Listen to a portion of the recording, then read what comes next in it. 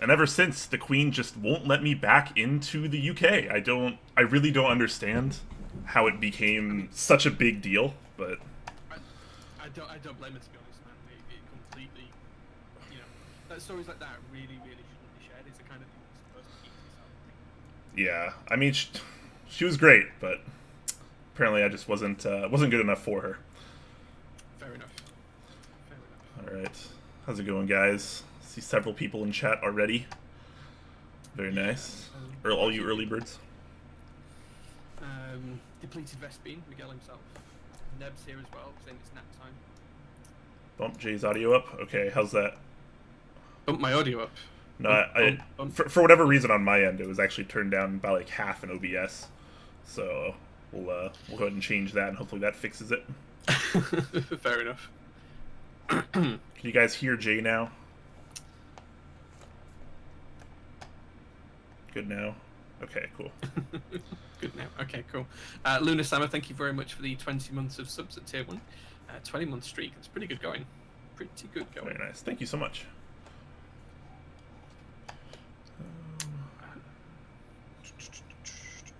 Oop, the bot's pinged as well. All right, we're on track. Very nice. Very nice. Do you think everyone's forgot who I am because Gas was on last week? Yeah, I mean, well, maybe. I still exist, guys. I promise. I promise. He's still relevant. Still fighting for relevancy. I don't know about relevant, but I still exist at the very least. Gasp looks awful today. I know. I'm sorry, you guys. Bad hair day, right? I'm sorry. I can't be Gasp. I wish I could, but I cannot. Gasp needs a shave. Oh man, it was a good episode though. I did get a chance to watch the VOD. She did a good job. Yeah, she was great. She was personable, knowledgeable. Yeah, good. Yeah. You mean it wasn't permanent? Sorry to disappoint, guys. Sorry to disappoint. Maybe one day. Maybe one day you guys will get lucky enough to have Gasp instead of me. But for now, it's your worst nightmares. Orange Josh says, "Happy you are back." Wow, someone actually happy to see me. This is brand new. Yeah, there you go. That's one person. Incredible. Thank you so much. WT1155 saying, have you tried the UHM PW stems in Telio's housing? Yes, I have.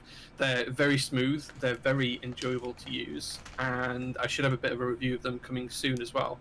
So, yeah, we'll see. Nice. I haven't put mine to use yet. I did get sent some, so I'm just trying to find a home for those when I can spare some time. I did test 1 or 2 switches out though, and it felt pretty good to me. They're really good, aren't they? They feel like some switches that have got a very light layer of lube on, with this traditional palm stem. Yeah, so I'm really impressed with them. One thing sorry, go on. I've been trying to figure out where I should actually put them, because I feel like the stems are in this kind of weird spot to where, like, why would you put them in Telios? Because Telios are already super smooth. Gateron Inks, similar result. Why would you put the stem in something super duper smooth already? Which I see is what most people have been doing. Like, in my mind, it feels like it makes more sense to put them in something that maybe has a good housing but does suffer from scratchiness, like a Cherry MX Black, for example. Yeah, I mean, there's 2 ways I think about that. The first thing is that they sound different. So if you want to go for a different sound profile and still have something smooth, you might want to put them in a smooth housing. The other way is, as you completely say, is to try and find a switch that isn't particularly, great, but can be improved by either a bit of lube or popping in a smoother stem. So yeah. I haven't tried them in loads of things yet. I've tried them in Nixies, I've tried them in Telios and Zealio housings, which are all the same, both variants, the old style ones and the new ones. I've tried them in Revo White housings, Tangerine housings. They feel great in pretty much everything, though. I haven't tried them in any Cherry housings yet. I need to spend time. No offense to the product itself, but I feel like, and I touched on this if anyone read my my Marshmallow reviews recently too, is like there's so many switches on the market now that after a decent proper lubing have no friction, like no perceivable friction. They feel completely smooth all the way through the press, and many switches have that now. A smooth switch doesn't really seem to matter so much anymore. I feel like smoothness is just like normality at this point. Like everyone expects to be a Gateron Ink or a Telio or something. So it feels, and also on the same topic, it's like the kind of people that are going to buy these stems are the kind of people that are going to take their switches apart and lube them anyways. So I'm curious to know how big of a difference it is. Let's say you take a batch of stock Telios and you take another batch of stock Telios and you put these stems in instead. You lube them up the exact same way. You do a good job of it. How different are they really going to be after that? Because I feel like the difference is going to be pretty negligible.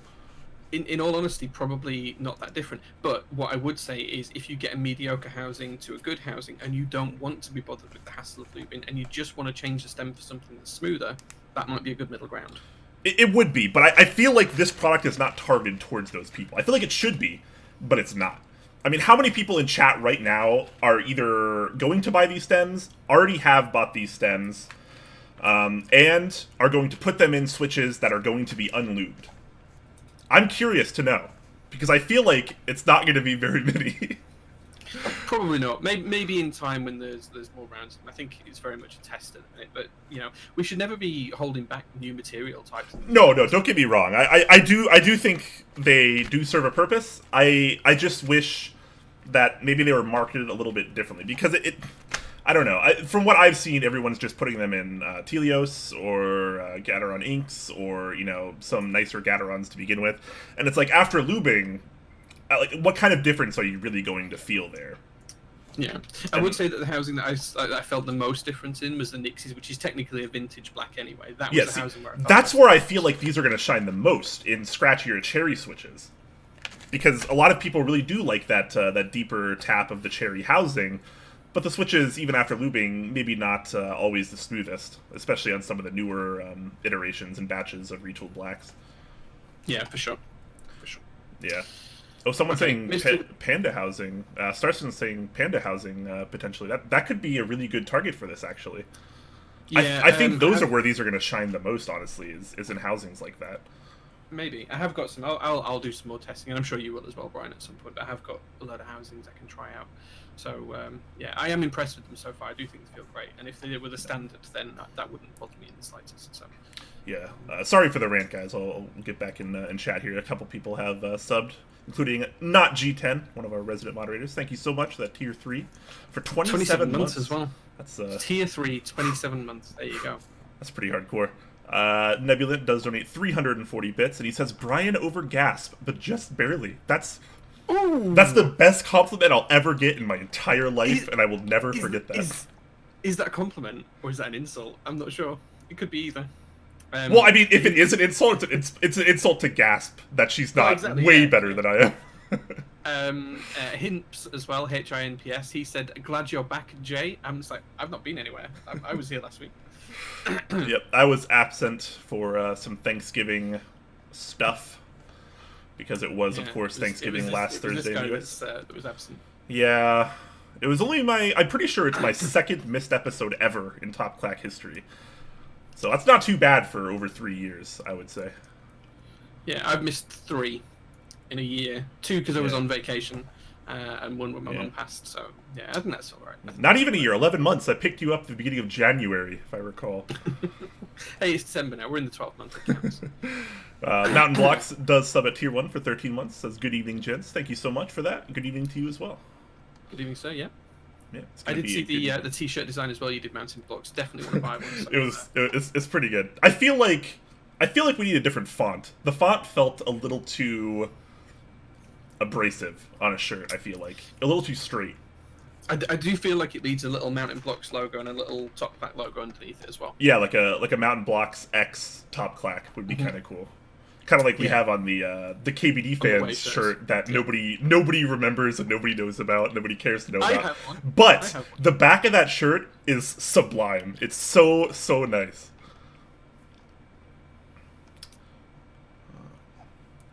Anyways, do we miss any other subs here? Couple of tags. WT1155 again says, have you seen the cherry propaganda on fake switches? Yeah, they've been doing this for a little while now, putting videos out there, and they're not technically saying anything wrong. They are saying that they're the original and all of this. It's just marketing to try and bump up there. I will say something that really bummed me out was the 2017 NorCal meetup, I think it was. Cherry had sent representatives, multiple representatives from Germany to the meetup, which I thought was really interesting. There they launched a product of selling individual switches in a box. But joking aside, they were making a film as well. They were shooting footage while we were there, and they were interviewing people about Cherry switches, and they were asking people to say stuff like "Cherry is my favorite switch," and I was like, "Oh man, you can't do that! You can't do that!" I mean, Cherry could get away with that because they're Cherry, but like they shouldn't really be doing that. And so they have this like kind of cut down video. You can find it; it's still on YouTube, I imagine, of the NorCal 2017 meetup. And it was just so cringe because it's just, you know, a montage of people like very obviously being like, yes, Cherry is my favorites. I like Cherry MX Browns. And it's quite cringe. It's a funny watch for a couple minutes though. Yeah, that's a weird one. It is a weird one. Talisman saying, does this mean as a community we're coming closer to the day that switch modification via lubrication, spring changes and part swapping has become an increasingly predictable and incorporated in the hobby's body of knowledge with some predictability? I think that over time the hobby's evolved, and we've kind of got to a position where there's two types of people in the hobby. And this is really overgeneralizing, but there generally seems to be two types of people: those that want to customize their switches, and those that want to try all the different switches and use a new switch every time they do a new build and keep them as stock as possible. That broadly seems to be the kind of split that we've got. And I think that already lubing switches, doing spring swaps, you know, making Franken switches, that's already quite deeply ingrained in the culture. It's part of that Akashic field of body of knowledge, whatever you want to call it. It's already there. I don't think that's that'll be a new thing that we see. I think it's just something that's going to evolve over time. Yeah, certainly. We're going to start the show momentarily here, guys. So if you do have any questions, please save them for the end. We end with a Q&A like we always do. Although I do want to address Enemy's question here, who asks, who is the new co-host, Jay? So you might not know me. My name is Brian, aka Quakeums, and this is my first time on Top Clack. So please be kind to me. I am very new to this. Yeah, right. Mountain Block says let's get him a vector. We can do this on the shirt. Perfect. Yeah, I'll get that perfect. Straight after the show, Mountain Blocks, we'll get that over to you. Octagon8763 as well, thank you very much for extending your Tier 1 subscription. We very much appreciate that. Yes, absolutely. As well as Train, I believe that is, subbing at Tier 1. So thank you very much for that, guys. We appreciate all of these subs. You guys are fantastic. Yeah, nice. Very, very nice. Daj says, so Gasp isn't going to be here tonight. No, sadly she's not. So if you're here for Gasp, you might just want to leave. If you liked her on, let us know. Maybe we can have her on again at some point. You know, we're always open to feedback and such. Metallic Charles, thank you so much for the Tier 1 sub, my friend. 5 months. Very, very nice. And with that, we're a little bit late, so let's get the show rolling. How about that?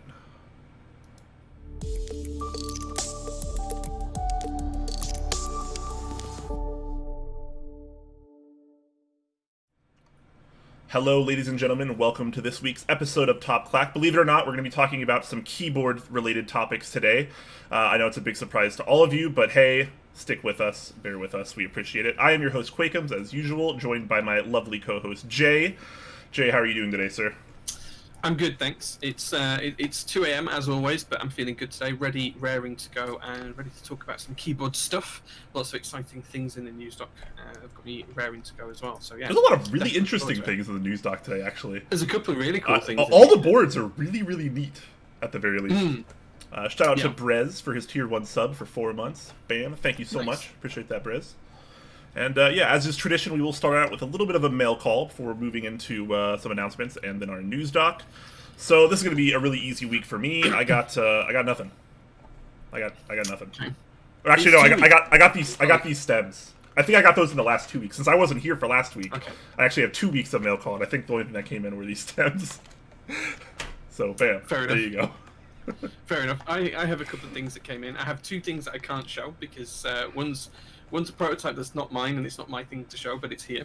And it's what I thought was the polycarbonate canoe, but when I opened it up, it wasn't the polycarbonate canoe, it was something else. And the second one is a board that I'm not allowed to talk about just yet either. So I have got two that will be coming very soon. Other than that, I did get my Bingsuki Pora in, which is absolutely lovely. Really, nice. Really happy with that. And I also got the laser on switches that you sent me as well, Brian. They came yesterday, so there we go. Yeah, that's it. Nice and simple. Wow, that's quick. All right. Yeah. Very, very nice. All right. Now, a couple quick announcements here. Jay, why don't you take this one away? Yeah, so first and foremost, you might have seen it popping up from the Nightbot already, but the J01 raffle, the charity raffle, is still live. We've got a couple of weeks left for this. It does finish on the 23rd of December, and we'll be drawing the winner live on the 26th of December, which is our Christmas special, so it's when we're going to be doing the Secret Santa gifts and all of that kind of stuff as well. At the moment, we've sold just over 1,400 tickets, so we've raised about $7,000. With matching and everything else, we're probably going to be in the region of about 10, which is just absolutely fantastic for just over a week of running this raffle. It's not even 2 weeks yet, so I'm really ecstatic and thankful for all the support. Guys, if you do want to get involved, if you do want to buy any tickets, then it's open until the 23rd. Please do support. It's for a great cause. It's for the Sue Ryder hospice charity here in the UK that look after people in their final days and hours, and they do amazing work, and can't say enough about them, and we should support them. And whoever gets picked from the raffle gets a free J01. So either you're doing a good deed and it costs you $5, or you do a good deed and you get bored and it only costs you $5, which who can argue with that? Last I heard, that's pretty good value. It's pretty good value, right? Fantastic. All right, shout out to Penguin Droppings, great username by the way, subbing at tier 1 there. Thank you so much. Nice. All right. And now we must do the news. The news at 2 a.m. The news, the 2 a.m. news. We call that the J special around here. All right, so that's news to me. I say lots of things in my head. I just don't tell you about it, Jay. It's fine.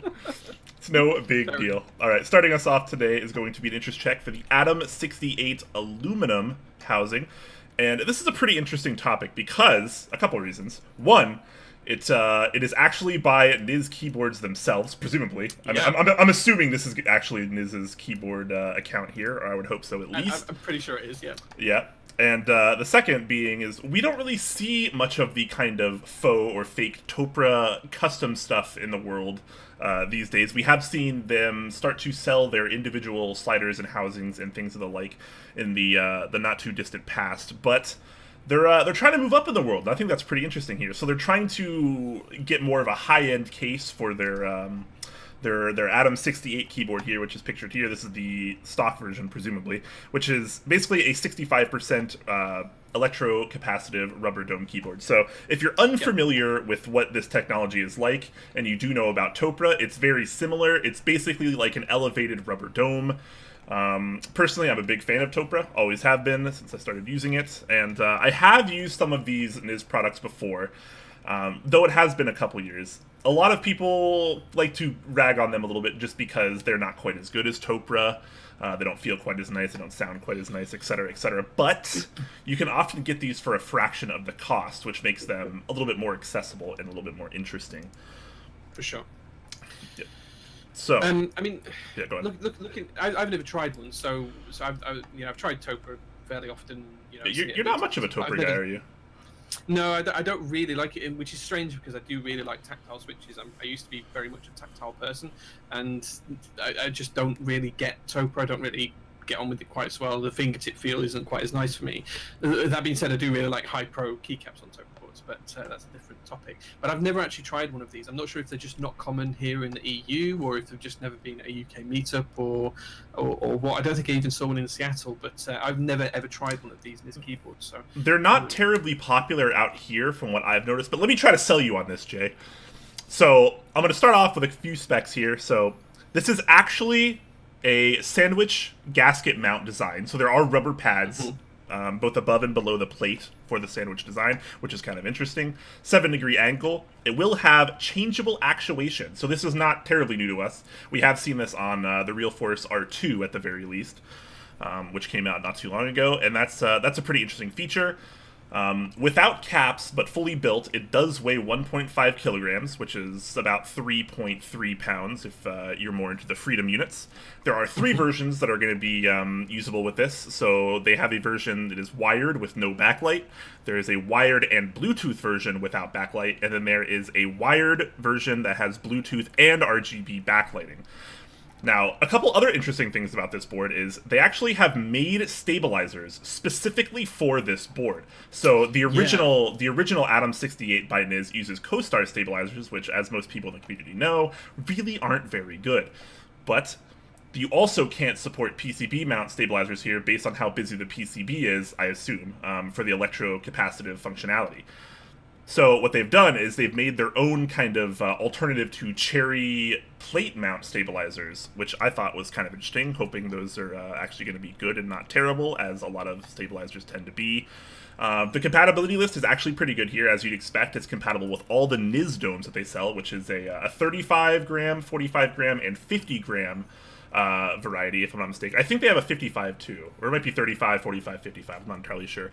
It'll also work with BKE Redux domes, and it'll also work with stock Topra domes, although it might take a little extra alignment to make sure everything is perfect. And there is going to be a possible MX version in the future, which is kind of interesting. So this case actually, from this side profile alone, really kind of reminds you of the M65A. Similar kind of angles, corners, bezels, and this kind of wide open side that has something on it.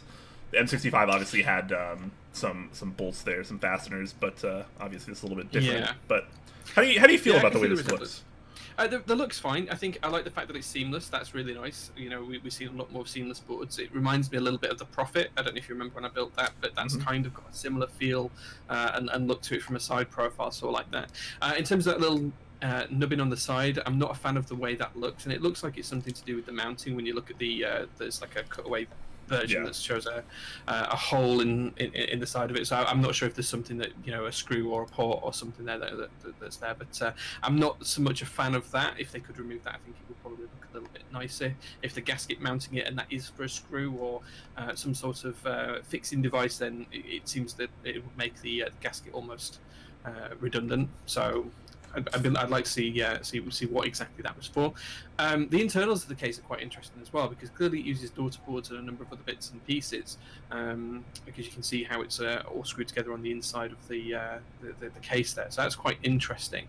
And the bezels are also quite chunky, but I quite like that. I quite like a chunky bezel. So I think it looks pretty good, honestly. Yeah, I'm not going to say anything bad about the case. I think the bottom's a bit plain and a bit boring. It could have been, you know, they could have done something a bit nicer. And I really dislike the badge on the front of the case. But from a side profile, from a bezel perspective, from a design overall perspective, I think it's all right. It's not bad for what it's effectively, an OEM case, effectively. Exactly. That's how we kind of have to look at this, because one thing I was really hoping to get out of this is the price, but they do not have anything listed. But historically, Niz has made a name for themselves by selling very inexpensive electrocapacitive keyboards.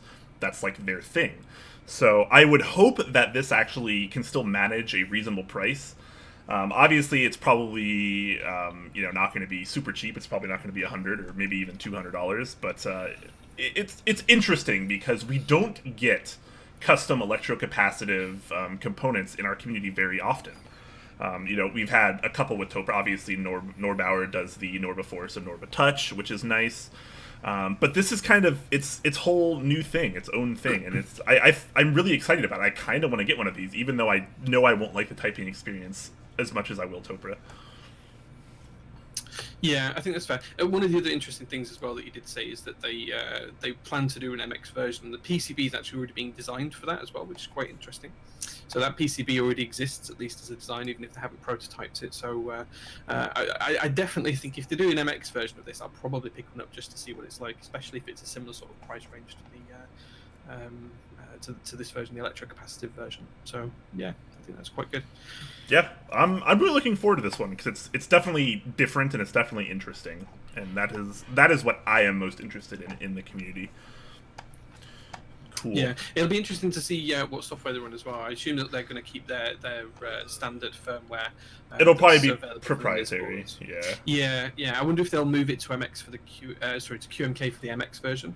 That'd be interesting to see, or if they keep it on the same one, because you wouldn't be able to put an electrocapacitive board of any sort into QMK as it exists today. Exactly, and that's a huge effort to deliver. So, and that's an interesting thing to think about too, because like, how deeply do we think Niz is in our community? How much do you think they care about our community? They're posting on Keycap, which is kind of interesting already. So maybe they're trying to reach out more to us and see what we kind of like and see what we're in the market for. It's an interesting point, because there's a lot of little tiny things in him that make me think they are more ingrained in the community than we suspect. Firstly, the fact that they've been working with Fox Labs on this. Secondly, the fact that the those stabilizers, if you look at the breakdown of them, they're pretty well lubed. So I think that, you know, there's little hints and tips that go all the way through this that tend to suggest that that maybe they're a little bit more ingrained in the community than we actually expect they are. It's possible, yeah. Yeah, very interesting. So, or at least someone who works in their design department is. That could be. Yeah, maybe they hired a new guy that is just... Maybe it's you, Jake. Maybe they hired you. They didn't hire me. Sadly not, no. Sadly not. All right. Well, looking forward to this one. I am definitely. All right. So let's move on to our next interest check here, which is the Atlas, which is an ortho-linear keyboard that looks something like this. So just a couple of quick specs right off the top here. It is going to be top mount. It is going to feature a 5x12 ortho layout, so the same as you would find in a Prionic, which is the Plank's older brother, effectively. It is going to have a 2-degree angle. We'll come back to that in a second. It is going to have underglow via some acrylic cutouts here. There's going to be 50 units on cannon keys. It's going to be first come, first serve, so not a ton of units.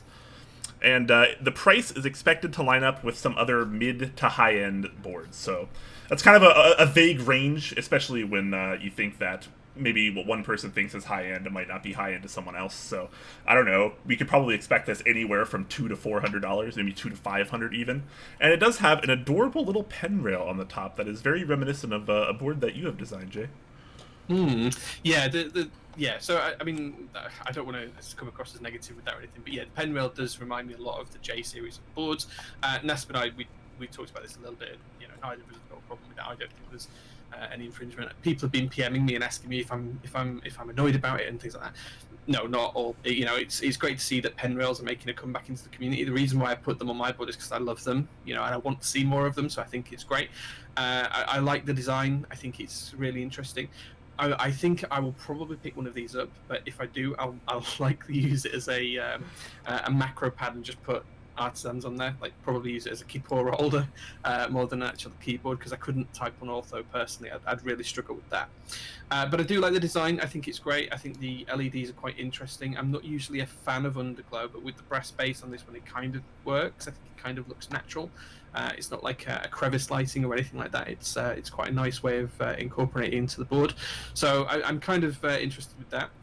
I do think that there's a few interesting things as well in here as well. So it's slightly larger than the plank layout instead of the 4x12, and they're also going to use 19.05mm switch spacing instead of the 19mm that we usually see on the plank as well. So this is going to be more of a standard, you know, distance between key switches and all of that kind of stuff too. In terms of the colours, I think I'd be interested to see what they offer. Clearly, NAS wants to offer some sort of dark space grey type colourway, which looks really great with the brass, you know, so I'd be interested to see how those goes as well. And I know that there's going to be potentially Alps support too for this, so that'd be really interesting. I don't think I've seen an ortho Alps board before, apart from like one-offs and personal customs. I don't think I've ever seen anything go to group by the support Alps and is ortho as well. I don't know if you've seen anything on that, Brian. Isn't there a version of the Planck that supports Alps? Maybe I'm wrong. Is there? I don't know. I don't know. Someone in chat will correct us. That's usually how it goes. So yeah, maybe. So one thing I think this is kind of interesting is the 2-degree angle here, which we would normally never see on any board ever. And the only reason, supposedly, that they have the 2-degree angle is for the pen rail, so that your pen doesn't just slide off the back. So one thing I've been seeing a very, very interesting theme is the kind of people that use boards like ortholinear boards, ergodocs, things of that nature that we don't normally see a whole lot of between you and IJ, is they like flatter keyboards. I think originally this was intended to be a flat keyboard, and they only added the angle just because of the pen rail. I don't know. Have you typed on many flat boards, Jay? Because every time I type on one, I feel awkward. It doesn't feel right to me, especially with cherry profile caps, which are pictured here. I think the only flat board that I own is the Fox Lab 75. What was it called now?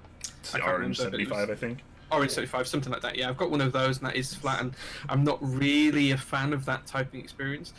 I have got one board that's negative angle as well, which was a bit of a one-off prototype that was done, and that's quite interesting, like a negative angle. So instead of having your hands like this, they actually go down the other way, and that hurts my wrist, if I'm completely honest. I can't use that at all. So flat, not for me. I prefer an angle, but for my use for this board, it would be all right because I just use it as a macro pad, like something like that, I think, rather than anything. But yeah, I wonder why ortho users do tend to prefer flat boards. Yeah. Apiary Keyboards in chat, what's up, by the way, is saying angles, presumably Gasp, I would imagine, is saying angles are bad for your wrist. You're completely right, but so is bottoming out your switches and using wrist rests. And guess what? Almost everyone in our community does. So I mean, nothing, no offense or anything, but I feel like if you're going to argue an ergonomic standpoint, then you must follow every level of the ergonomic standpoint, I feel like, to really make a real impact in your typing experience. But, you know, maybe that's just me being mean and abrasive, because that's my personality. Regardless, I think the board does look really, really nice. I wouldn't be able to type on it at that angle. Just a little too flat for me. Same for me. It would very much be a macro pad, maybe a stream pad, something like that for me. If I don't get one, I would be unlikely to use it as a keyboard. But I do really like the design. I'm a sucker for pen rails. I wouldn't have put them on my boards if I didn't like them. So really happy to see that. There's a couple of things that I did want to address. So Nasp, I'm not sure if you're watching, dude, but you do mention the pen rail is secured by screws in this initial design, but we may use magnets if it's significantly cheaper, because my boards use magnets. It is not cheaper to use magnets. I will 100% tell you. There's no way. Magnets. It costs more for CNC because you have to have it milled out. It costs more for the magnets than it does the screws. It is not cheaper to use magnets. So yeah. Yeah. Everyone giving me crap for the ergonomics in chat. Hey man, I know what is and is not ergonomically healthy, and I do not type ergonomically healthy. I will absolutely admit that. But I feel like most people in the community don't either. Yeah, 90% of the community doesn't. It's like, you know, almost everyone bottoms out their switches. A lot of people use wrist rests. You know, it's. Yeah. Well, I mean, to be honest, part of what makes a good keyboard, you know, good for me, is the sound. And if you're not bottoming out your switches, you don't really get sound from them. You know, they're all going to sound very much similar if you're not bottoming them out. So that bottom out sound is absolutely a huge part of the hobby for me. So, you know, yeah. I feel like sometimes it's okay to do things wrong, and not be a stickler for those kind of rules. Yeah, absolutely. Geo says there's a large subset of the community who is only in it for the ergo. I don't know if I agree. I don't know if I'd say large subset, but large would be, you know, comparable to the size of our community, maybe. I think you'd be surprised, because there's one of the topics we're going to look at later on actually talks about some split boards and things like that. But the numbers that stores like Kebio and, you know, companies like that sell of these split boards and these ergonomic boards and these ortho boards, they're absolutely staggering, huge numbers. Oh, I don't just mean layout. I mean, like, if you're actually worried about ergonomics, you're not going to bottom out your switches. You're not going to use wrist stress either. And it's an entirely different typing experience and environment than what a lot of us think of as typing. I don't know. For sure. Anyways, a nice looking board. It looks great. It does look really good. Yeah, unfortunately, we don't have a shot of the bottom, but apparently this logo is on the bottom, which is created by one creative mind. Pretty sure that's right, OCM. Yep. So that'll be kind of interesting. I would have liked to see it on the board itself, but, you know, hey, you got to pick your battles, apparently. Yeah, maybe when we see a prototype. I think the next step to this one is to get a prototype to made, and then I think they're going to set a group by date after they've got the prototype, and it's likely going to be after the JO2 runs as well. So it's probably going to be end of Q1, early Q2 when we see this board going to group by the looks of it. Yeah. So still definitely a few months out at the very least. Shout out to Japanese Horror Raider, who donates 1,000 bits. Thank you very much for that. Nice. Very nice. Thank you. Hey, opened up a lot of emotes too. Nice. Very cool. Alright, let's move on to our third and final keyboard of the news doc, which is also a pretty interesting one. This is the IC for the Cajal. It's a 45% keyboard there, and as you can see, it has a lot of things going on. So let me just run off a couple specs here before we talk about the kind of insanity I feel like this board is. So this is brought to you by Wallet Burner, who is formerly Woke Chill, apparently, who actually used to host a keyboard podcast himself. He is a nice chap from my interactions with him. This is going to be a gasket mount keyboard. It does use a 5-degree angle. The PCB is going to be QMK compatible, have hot swap sockets, RGB underglow, and a daughter board. You're going to have your options of brass or polycarbonate plate.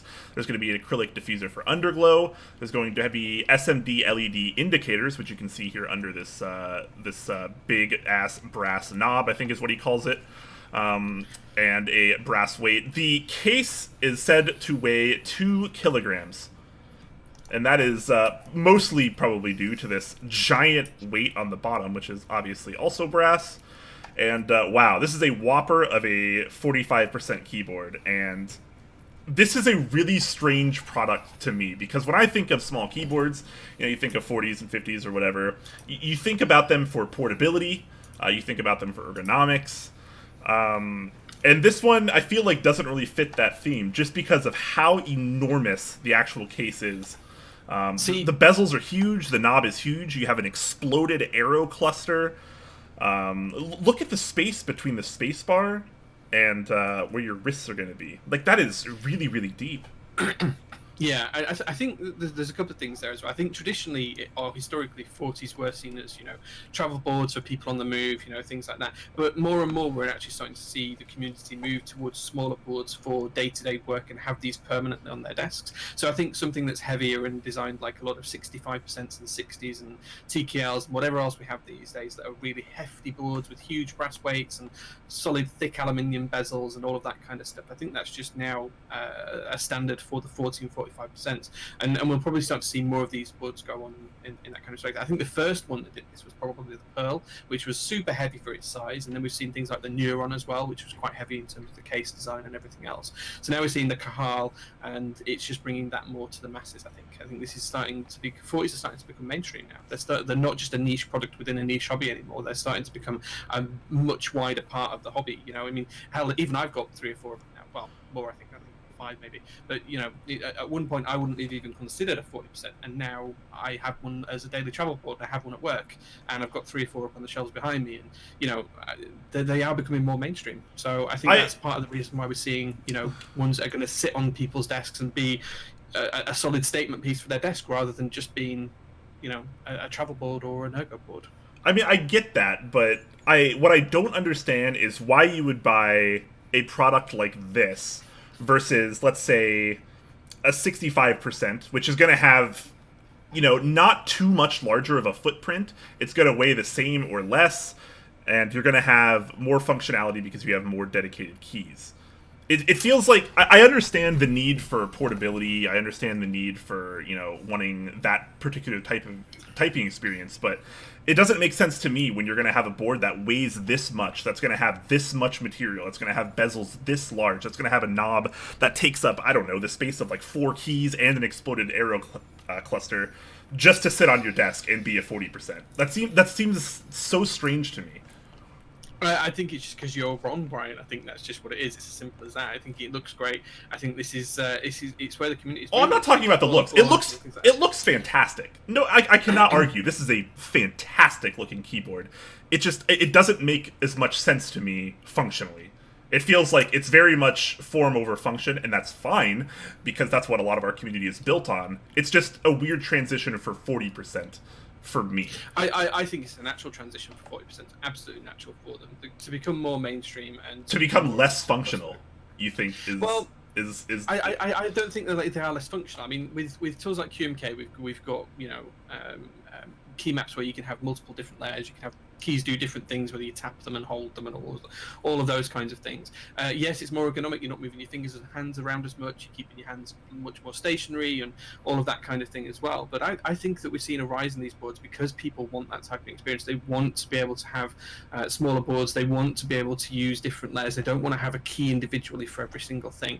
I think this is just an extension of the thing that of the hobby that we've seen for the past 6 or 7 years, where we've seen everything go from full size to TKL and mini 1800 layouts to 60%, and then we saw it kind of expand over the past 2-3 years to 65% and kind of stay there almost as the most popular size layout. But I think this is just another factor of the community where boards are trying to become smaller and more compact, and whether you want to call it ergonomical or whatever, I think that's just where the community is going, and I think it's probably the right direction ultimately for it to be traveling in. We need to see, you know, smaller sizes becoming more popular and bigger sizes becoming more popular, and all that meets together, and this is just an amalgamation of where the community is heading to, I think. I suppose maybe I am just wrong. I'm actually curious. What does chat think about this? Are you guys excited for having larger, heavier boards with smaller layouts? Is that the direction this community needs to be going? I'm not actually upset about this. Someone in chat said I was tilted. I'm not actually tilted. This is merely for discussionary purposes. But I think chat seems split on it at the minute. I think there's two reasons. I think the community is growing, so everything's going to become more and more popular because there's more capacity for everything to become more popular the larger the community gets. So I don't think it'll detract from 65% and 60s and TKLs and mini 1800s, but I think this is just more of an opportunity for 40s to grow and expand, and smaller form factor boards to grow and expand into the space that's starting to become freed up as that pipeline gets wider. Simple as that. Yeah, chat does seem pretty split. Lots of no's, lots of yes. Yes and yes. Yeah, it's all over. Some maybes, some hmms, some Cajal lives. I mean, it is a glorious looking board. It is absolutely stunning. It just seems a little out of place to me. Do we need Woke Chill to make you a 60% version of this, Brian? Is that what you need? Well, no, because that it would be too big to, like, I don't need a huge board, and I don't need a heavy board. I want a board that provides a decent amount of functionality for the size that it is. And I feel like this board is too large for how many keys it has. I figure you get a lot of... You spend so much extra space by having that arrow cluster and that enormous brass knob, which looks fantastic, again. But, wow. Like, this is probably as big or larger than a lot of 60% keyboards, and it's definitely heavier than a lot of them as well. But it's got different features, and it's designed for, you know, people that want those features. I just think that there's more opportunity to experience and to try new things in the community right now. As the community grows, people are going to be attracted or not attracted to different things. We don't have to try and please everyone anymore. We can now try and please subsets and niches of the community and still make things and products that are successful. And that's only going to increase over time. And I think that's a great thing. Variety is, as someone said in chat earlier, the spice of life. And I think that the more variety we see, the better. Absolutely. And I think this is great. I love it, and I will definitely try and pick one up if this goes to group buy. All right, fantastic. Well, there you have it, folks. Apparently I'm wrong. So, yeah, estimated price is going to be $300 to $400 USD. So it's not any cheaper than a custom 60% or 65% or 75%. So it costs just as much, weighs just as much, is the same size, but it has fewer keys. It will be cheaper because I will need to be buying fewer switches. There we go. That's the same kind of argument that would come out of someone that's like, I can't use Telios on my Jade V2 because they're too expensive. Yeah, right, yeah. Exactly. Oh, man, fantastic. Sorry for not showing more pictures, guys. I'm clearly getting caught up in this than I shouldn't be. The exploded one's actually a really good picture because it does show some really interesting things. Because there's a couple of things that I did want to mention on this board that are really cool that we haven't talked about. And I'll be really quick because I know we've talked about this board up length now because we've gone back and forth.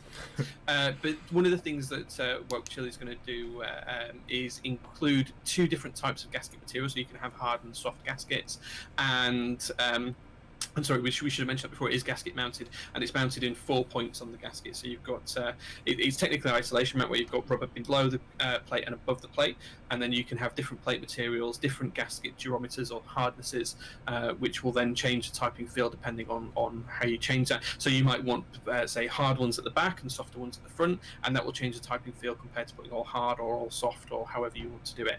You could put softer ones on the base and harder ones on top, or vice versa, and really customize the typing feel and the experience to you and your personal experience as well, how it feels best for you. So this is going to be a really interesting board from a typing experience perspective, and I imagine that most people's boards are going to feel very different from each other's because they're going to build it with different switches and different gasket durometers and different plate materials, and it's going to be, no two of these boards are going to feel exactly the same or be alike because they're going to be so customizable, which is a really interesting way of doing it, and I really like that approach too. Yeah, fair enough. It is worth noting that price does include both the rotary encoder and that big-ass knob. So, which is cool. I like that. Yeah. Yeah, the knob's really cool. There you have it. Jay likes the knob. All right, let's move on to our first key set of the day. This is we're starting out the GMK interest checks well here with an interest check from Ting, and this is the GMK Snowy Mountains. And unfortunately, this group by thread interest check thread does not have the renders that I would have hoped for, at the very least. I guess that's the nicer way of saying it. But well, it's actually changed a lot since it first went up. So there was a few things that were on here when the interest rate first went up that have now either changed or have been removed, and a lot of it has been expanded on. I commented quite early on that we needed to see more and things like that as well. So just the first thing I wanted to call out, he has dropped the copyrighted by Ting on the first page. He has dropped that. There was a lot of chat in different discords around whether he could copyright it or not, and copyrighting the artwork was agreed upon, but the colours were not, and things like that. So that has gone and disappeared. The second thing is that the base kit is very much just, it's a full size render. I can't imagine that is designed for a base kit. He's going to clearly have to expand on that. Yeah. To be fair, I don't think he actually ever states that it's a base kit. He just has all of his pictures with that layout. But if you were going to take the time to do renders of keys and do accent keys and novelties, you would generally attempt at least a starter base kit that may or may not change going forward to show the kind of compatibility that you want to. Well, yeah, it's a lazy interest check. When you compare it side by side with a lot of other interest checks these days for GMK key sets, this is incredibly weak. That's just the way it is. It is. Yeah. So there's not really a whole lot we can say on it until we actually see it more. I know a lot of people, I did read through some of the comments earlier, a lot of people have been complaining that it is too close to minimal. Well, see, I said that it was close to minimal, but I didn't mean that in a negative way, because no one can own minimal. It's just, black on white, the same as white on black. 3 or 4 different vendors have run white on black and different variations of it, and the same with black on white. We've seen Stormtrooper and Pristine and Minimal, and all of them have had slightly different whites or anything like that. But I don't think that black on white is a colorway that can be owned. That being said, this isn't black on white. This is a very dark navy blue on white, which does lead me to look at the colors. And the other comment I was going to make is that he's actually chosen hex color codes for this. I would really recommend that they move away from those and try and find, ideally, RAL color codes that they can use, or potentially Pantones, even though that's a little bit more difficult to match for GMK. It's still probably highly preferred compared to hex color codes as well. Yeah, definitely. So we definitely need more renders. Hopefully that'll be coming soon, so we can get a better idea of this board. Hopefully we get a base kit breakdown. That way we can be sure that this is not just supposed to be a standard 104 layout. Let's talk about the novelties for a second, because he does have one picture which I assume has all of the novelties possible that he intends for the set. And actually, I don't think they're that bad. I think this one with the house seems a little out of place. The enter maybe a little busy, but not too bad. I love the backspace with the birds. Trees maybe a little bit too big, but not bad. And whatever this other one is, this other bird novelty is kind of interesting as well. Yeah, I like the birds, especially in the backspace. I'm not quite sure how I'd tie that into Snowy Mountains. I know he's got the birds on the logo and the desk mats and things, but I'm not sure how I'd tie those into Snowy Mountains. The enter keys not for me. I like the accent enter keys that they've got in the 2 shades of blue and the things like that, but I'm not keen on that. mountain and snowflake design. It doesn't work for me. It kind of feels, if it was just the mountain on its own, it'd kind of be okay, but it'd be very similar to GMK camping at that point. Yeah, it feels kind of half-assed, just like the interest check. It does itself. very much so. Yeah. I mean, if you're watching this show right now and you're interested in putting out an interest check for a key set and you've never done it before, look at a bunch of other GMK interest checks on Keycap before you put it up and see what other people do right, and then proceed. Because it's almost unacceptable these days to not have a better interest check than this on Keycap. Yeah, go and look at one from Janglad or Langalandia or Rensuya or someone who's designed... Almost anyone these days, yeah. Yeah. Yeah, so we'll have to check this out again once if it does hit the group buy phase. So, we wish him the best. That's for sure. Yeah, I think it has potential. Just need to see more effort. That's what it needs. More effort. Yeah, definitely. All right, let's move over to the interest check for Cat Explosion. How do you feel about explosions, Jay? Just before we do, I just want to say thank you to Langalandi for gifting the 5 tier 1 subs as well. So thank you very much for that, dude. That was a huge gift, so really, really appreciate that. And apologies if we missed any other subs in the meantime as well. We'll catch up on those, but just wanted to shout out to... I'm already there, so Slippery Pete, thank you so much for that. And Mr. Petrov, who did donate 1,396 bits. Wow, thank you so much, guys. Thank you. What an interesting amount. 1,309... hold on. I think I might know why you did that. Let me just check something. Let me just check something. Don't waste too much time, Jay. It's not worth it. Or is it? Yeah, I think I know why you did it. I can't say that. I know why you did it. Okay. It had me. Okay, yeah, let's carry on. I can't say that though, but yeah, let's carry on. Okay, so this is an interest check for Cat Explosion. This is done by Rensuya, who is also the designer of GMK Terra, which recently ran, or is still running, maybe, I don't actually remember. I might have just finished. And GMK Mizu, which ran in April, and that did really well as well. So he kind of has this this kind of design language where he likes to base things off of themes. As you can see, both GMK Mizu and GMK Terra have been based off of the Avatar, The Last Airbender series. And this one is his second set that is based off of the Konosuba franchise, which is an anime that I'm sure you've seen, Jay. So yeah, all the time. I watch it every week. You guys might have all day, every day. Jay never stops watching anime. It's actually incredible. I'm really jealous. Anyways, so Rensuya recently, it was only just a couple months ago, I think, put out a interest check for PBT Aqua Goddess. The Aqua Goddess colorway based on Aqua from Konosuba. This one is based on a new character. Well, not new character, but a different character. This is based off Megumin, right there, as you can see. And this is going to be a cat set as well. And this is a very nice picture on the Chimera here, I believe is what that is. And it is, yeah. Does this set remind you of something else, colorway-wise? It looks like when you look at it in that one picture, it kind of reminds me a bit of Red Samurai, but I don't know if that's what you were getting at. That is what I was getting at, but because I'm colorblind, and I know everyone would make fun of me if I said that, I didn't say it. It's not that close, really. I mean, the colours are all different, but it feels reminiscent of it, and I think it's because you've probably seen the Chimera in that particular angle with Red Samurai on it, and that's why it's jumping to mind. It's very different to Red Samurai. The red's very different, the modified colour's very different, the legends are very different, the yellow is very different to the gold that you see in Red Samurai. But I can see why you would think that, but it's very different. A couple people in chat are saying it does look like Red Samurai. Okay, so maybe I'm not absolutely alone here, because when I first saw this, I definitely thought Red Samurai. And I knew I was going to be criticized for thinking that on the show. I can see why you can see it. I can see it myself, but it is very, very different. It's not Red Samurai. It's very different in its own right. All right, fair enough. So let's take a look at the kits here. This is going to have a ton of kits because it is a cat set, and MLQ works differently with cat versus something like GMK, for example. So they're able to get away with doing a lot more kits. You have a traditional Latin Alphas kit, then you have a Katakana Alpha kit, then you have alternate Latin Alpha kit, and you have alternate Katakana Alpha kit. So you have 4 Alpha kits in this. You also have two modifier kits, an icon modifier and a text modifier. That's kind of interesting. Yep. Glad to see that.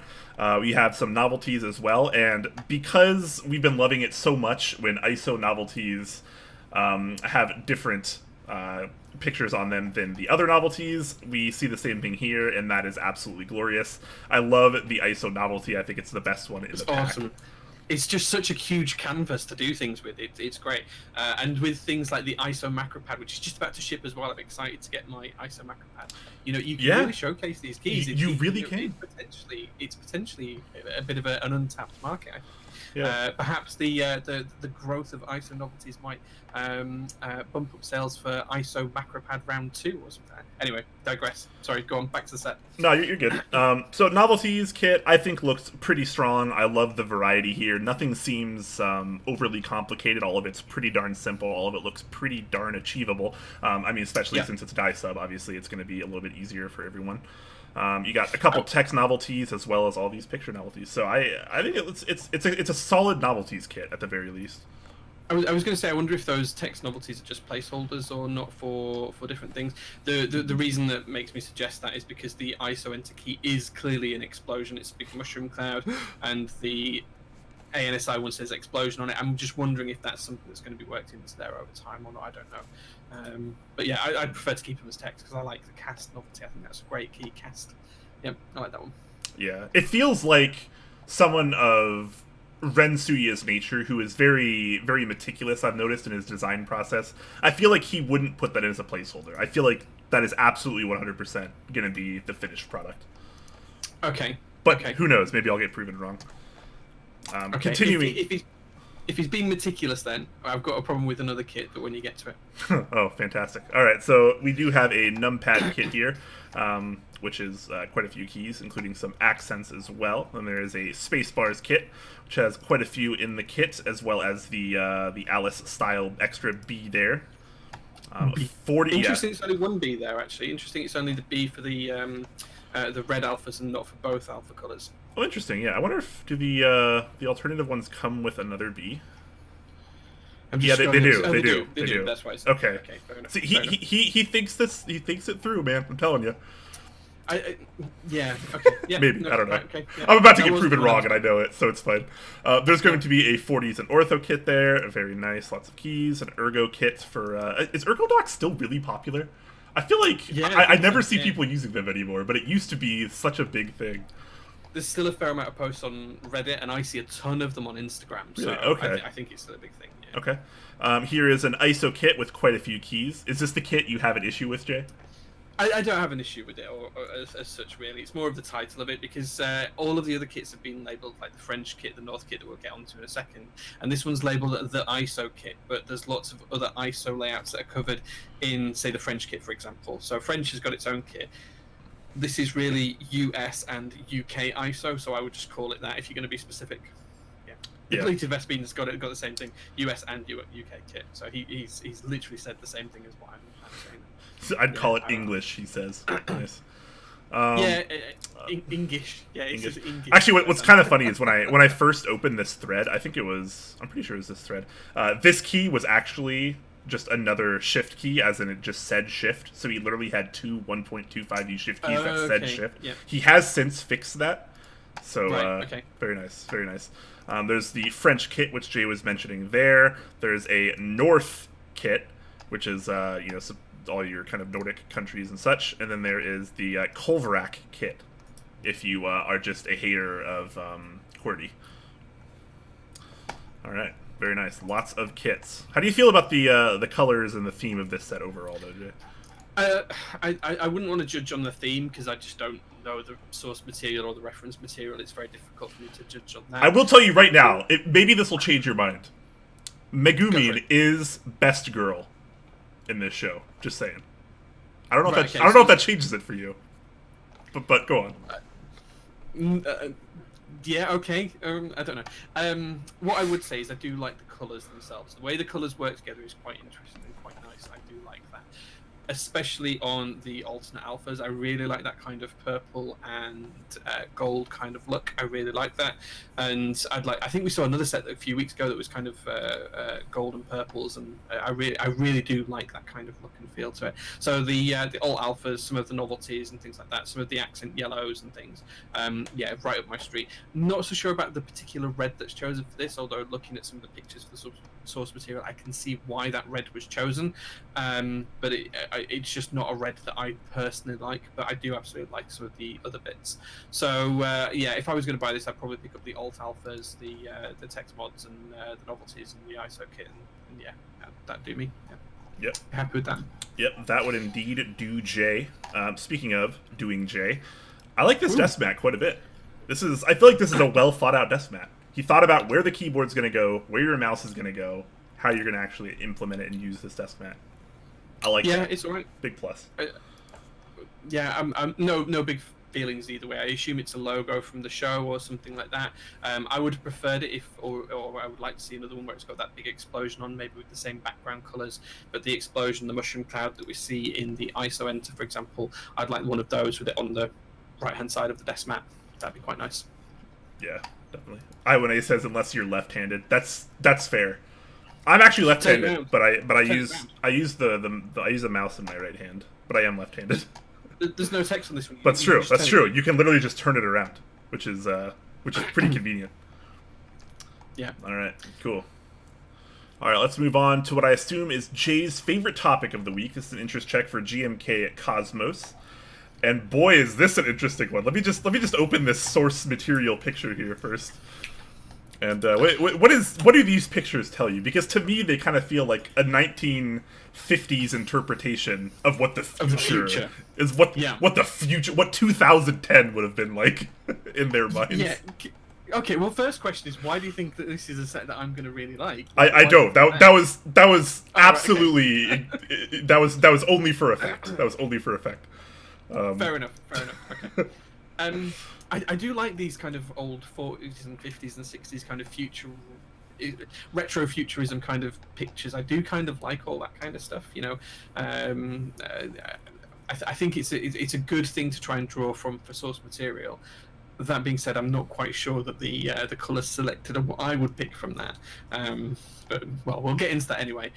So looking at the set itself, there's a few different kits and opportunities that they're looking at here. So there's kind of a standard kit which has dark alphas and pinkish mods, and then there's an inverse kit which has pinkish alphas and dark mods, as well as multiple different keys as well. Now the actual breakdown of the kits, they are based on keycaprenders.com, which only offers one particular base kit. You can't change or shop that up or pick anything else, so I wouldn't judge it on the base kit so far. They will need some work and they will need some time to look at for them to come through with what the base kits might actually look like when it comes to going to group buy. That being said, there are some test renders which Brian was showing a few minutes ago, and these are interesting to say the least. A few different boards that you can see these on, and there's kind of like two kind of kit breakdowns that are just show a standard full-size layout. I'll be honest, whilst I think the source material is great, and whilst I think that the Pantones picked at the top of that some source material are quite interesting, I don't think that they've been translated well into a set when I look at how this is laid out. Neither the dark alphas or the pink alphas set, I don't think either of them work all together. What I would say is that the dark alphas are actually really nice on their own as a standalone colour, and what I would be tempted to do is I would be tempted to follow the Metropolis kind of trend, and I would have the dark alphas with dark modifiers and then drop in some kind of CMYK type keycaps across the, for say make the win keys in the pink, for example, and the control keys in the yellow, and you know that kind of thing is probably how I would interpret those colours into this set. So we've seen CMYK keys on for GMK before in the past. I was very tempted to do those as just accent keys for very much a darker tone set, so almost do it monochrome with accent keys. Fair enough. My thoughts on this colorway is that it's a little bit silly. I don't really care for it on any of the varieties.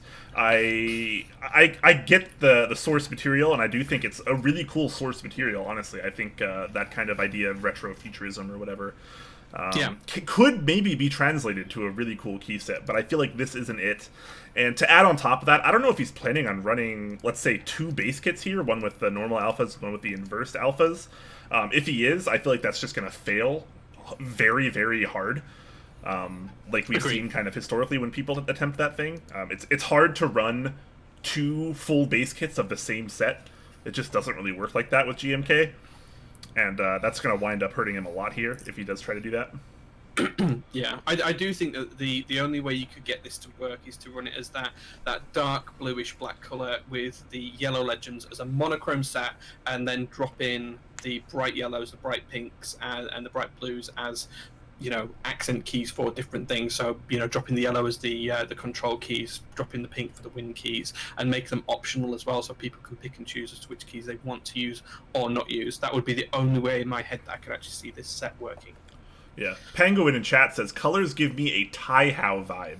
I completely agree. Yeah. This feels absolutely like a Tai-Hao key set. Yeah. And who knows, maybe it would be better as, you know, a $30 or $40 Tai-Hao key set versus a, you know, $120 or $130 GMK key set. Yeah, it wouldn't work for me at $120, I don't think. But I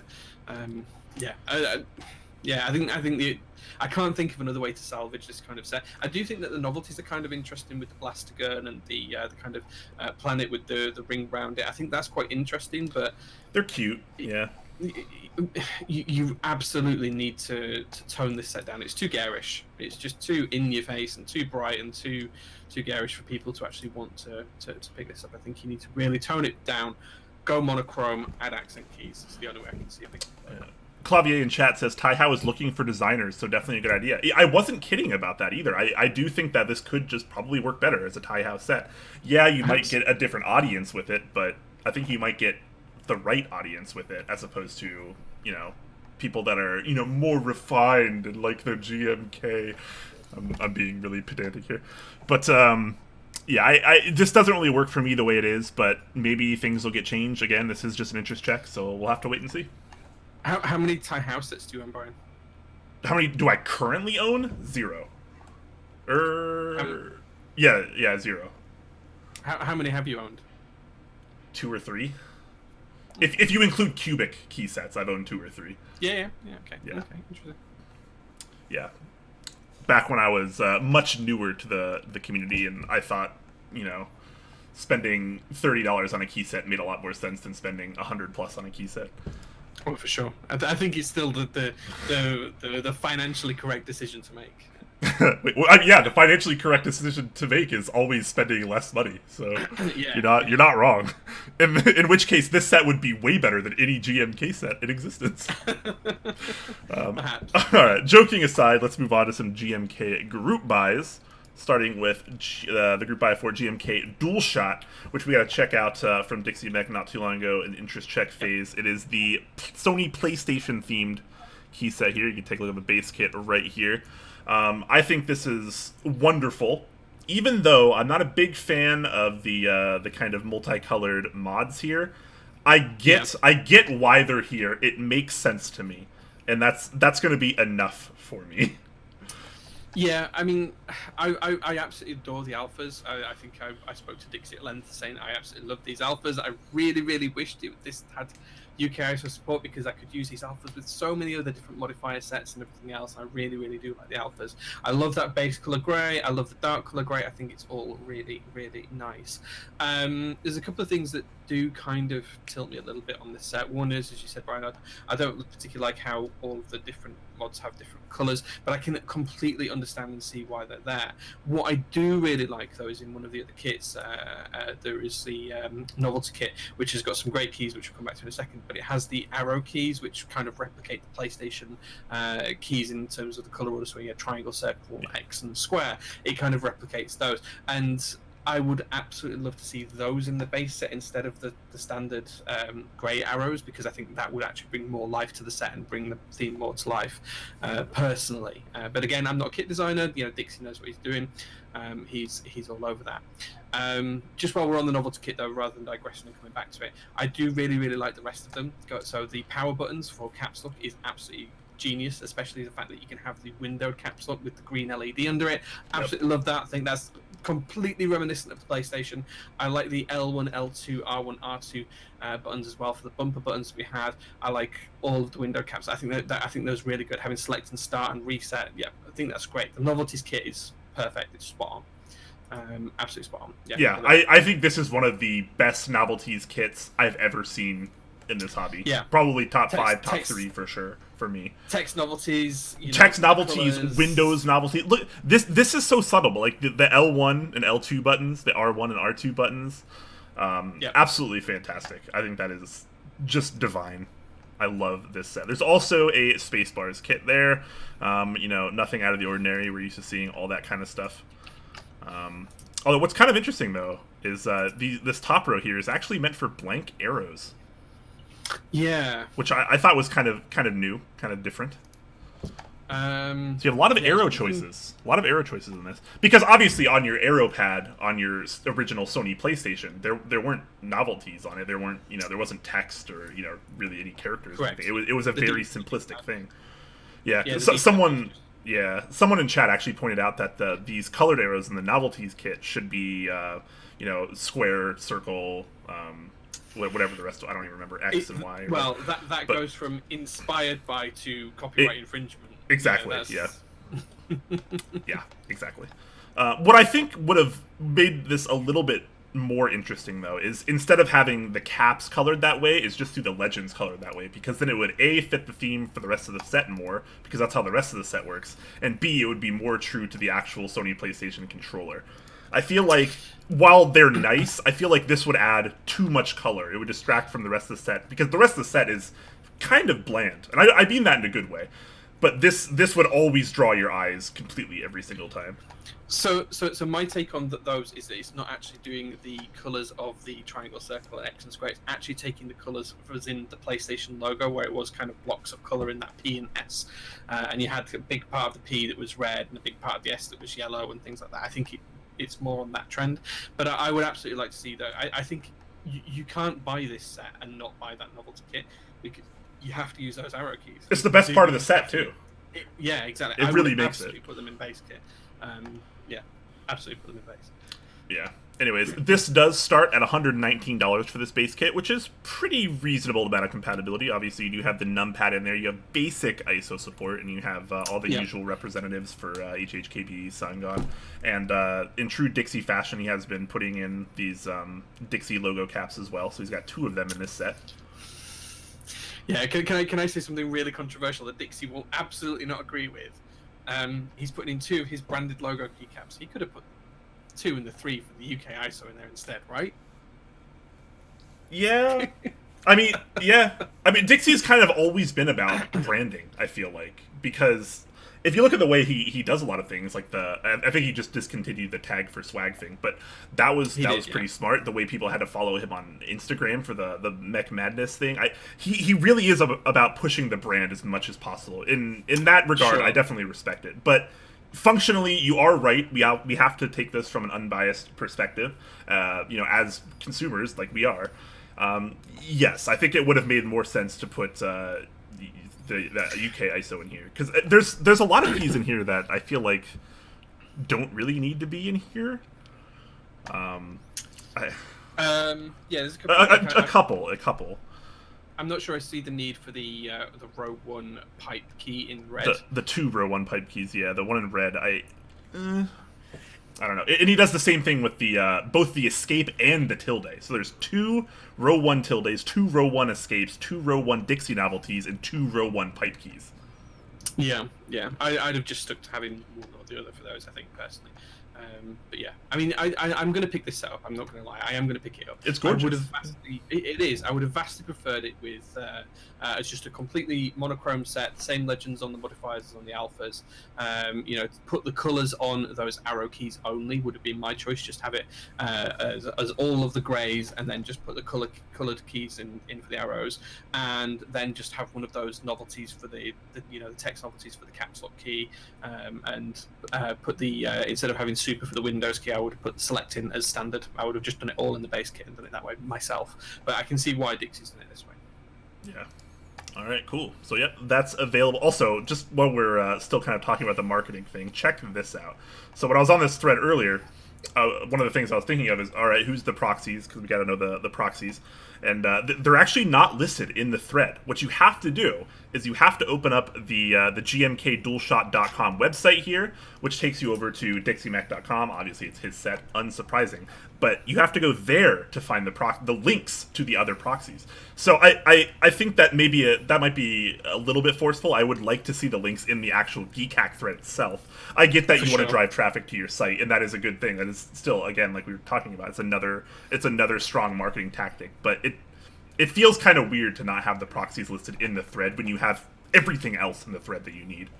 Fully agree. Yeah, it kind of feels like it's driving traffic for driving traffic's sake, rather than making things easy for customers. You know, you should be making it as easy as possible for your consumers, and that's fine for the North American. But what about the Asian community, the Oceanic community, and the EU community? They all have to go through the US vendor to get to the vendor they need to be at. It's weird. It might be the first key set in our community in history where you have to go to a different vendor to then get a link to your actual proxy, if you follow this page. So kind of interesting. I thought that was kind of strange, but it's not my set, so here I am. I'm just a guy talking about it. I'm sure. It could have been an oversight, or maybe not. I don't know. I'll try to give him the benefit of the doubt there. Personally, I wouldn't read too much into it. Dixie knows what he's doing. I don't think that's a conscious decision. It's probably either an error, an oversight, or just not even thought of. It's just something that's happened. Oh, he's in chat right now. He says that was an accident. Don't read too much into it. Okay. Our apologies then. Our apologies. Okay, cool. There we go. He's very here. nice. He's here. Very nice. Cool. All right, cool. Okay. Lovely set. One last thing to talk about is the desk mat. How do you feel about the desk mat? Let's see. It's this one, right? Yeah. I don't love it. It's a little too much going on, especially for how much your keyboard is going to be presumably blocking there. It looks okay, but I don't know. I've always been more of a fan of the simpler desk mats, and this feels a little bit too busy to me. Yeah, I broadly agree. I almost wonder if this is bordering on taking it too close to the PlayStation brand as well. I know when Dixie talks in the IC and he's talked in Discord about it as well, he purposefully kept to stock colours, partly because that's quicker and easier to produce with GMK, and partly because he didn't want to step on the IP infringement, which was the same reason as to why he didn't include the triangle, circle, X and square on the arrow keys and things like that. This feels like it is taking it really close to that, almost crossing intellectual property kind of borderline. I don't know. It just feels a bit close to me because that is it's obvious what that is. That is only one thing, even though it's got Dixie's logo on it, is a PS1. You know, it's as simple as that. So I do wonder if that's just taking it a little bit too close. I don't know. People in chat seem to think desk mat's pretty great. Totally fair. Yeah, of course. Yeah, it's okay. It's okay to have different opinions. What I would have loved, which would have taken it a bit close, is just a desk mat that was all that kind of grey, solid grey, and then it just had on the diagonals the triangle, circle, X, and square icons. But that would be really, really, really taking it too far from an intellectual property perspective. But I would have really liked that. Yeah. Anyways, set itself looking pretty good, and you can find it right now, starting at 119. So not too bad. It also runs until the December 31st, so you have still quite a while to get in on that. Absolutely. Yeah. Okay.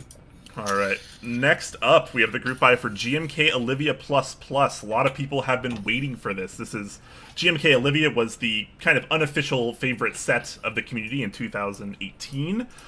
And now we're finally seeing the rerun. I say rerun, but there obviously are some alterations.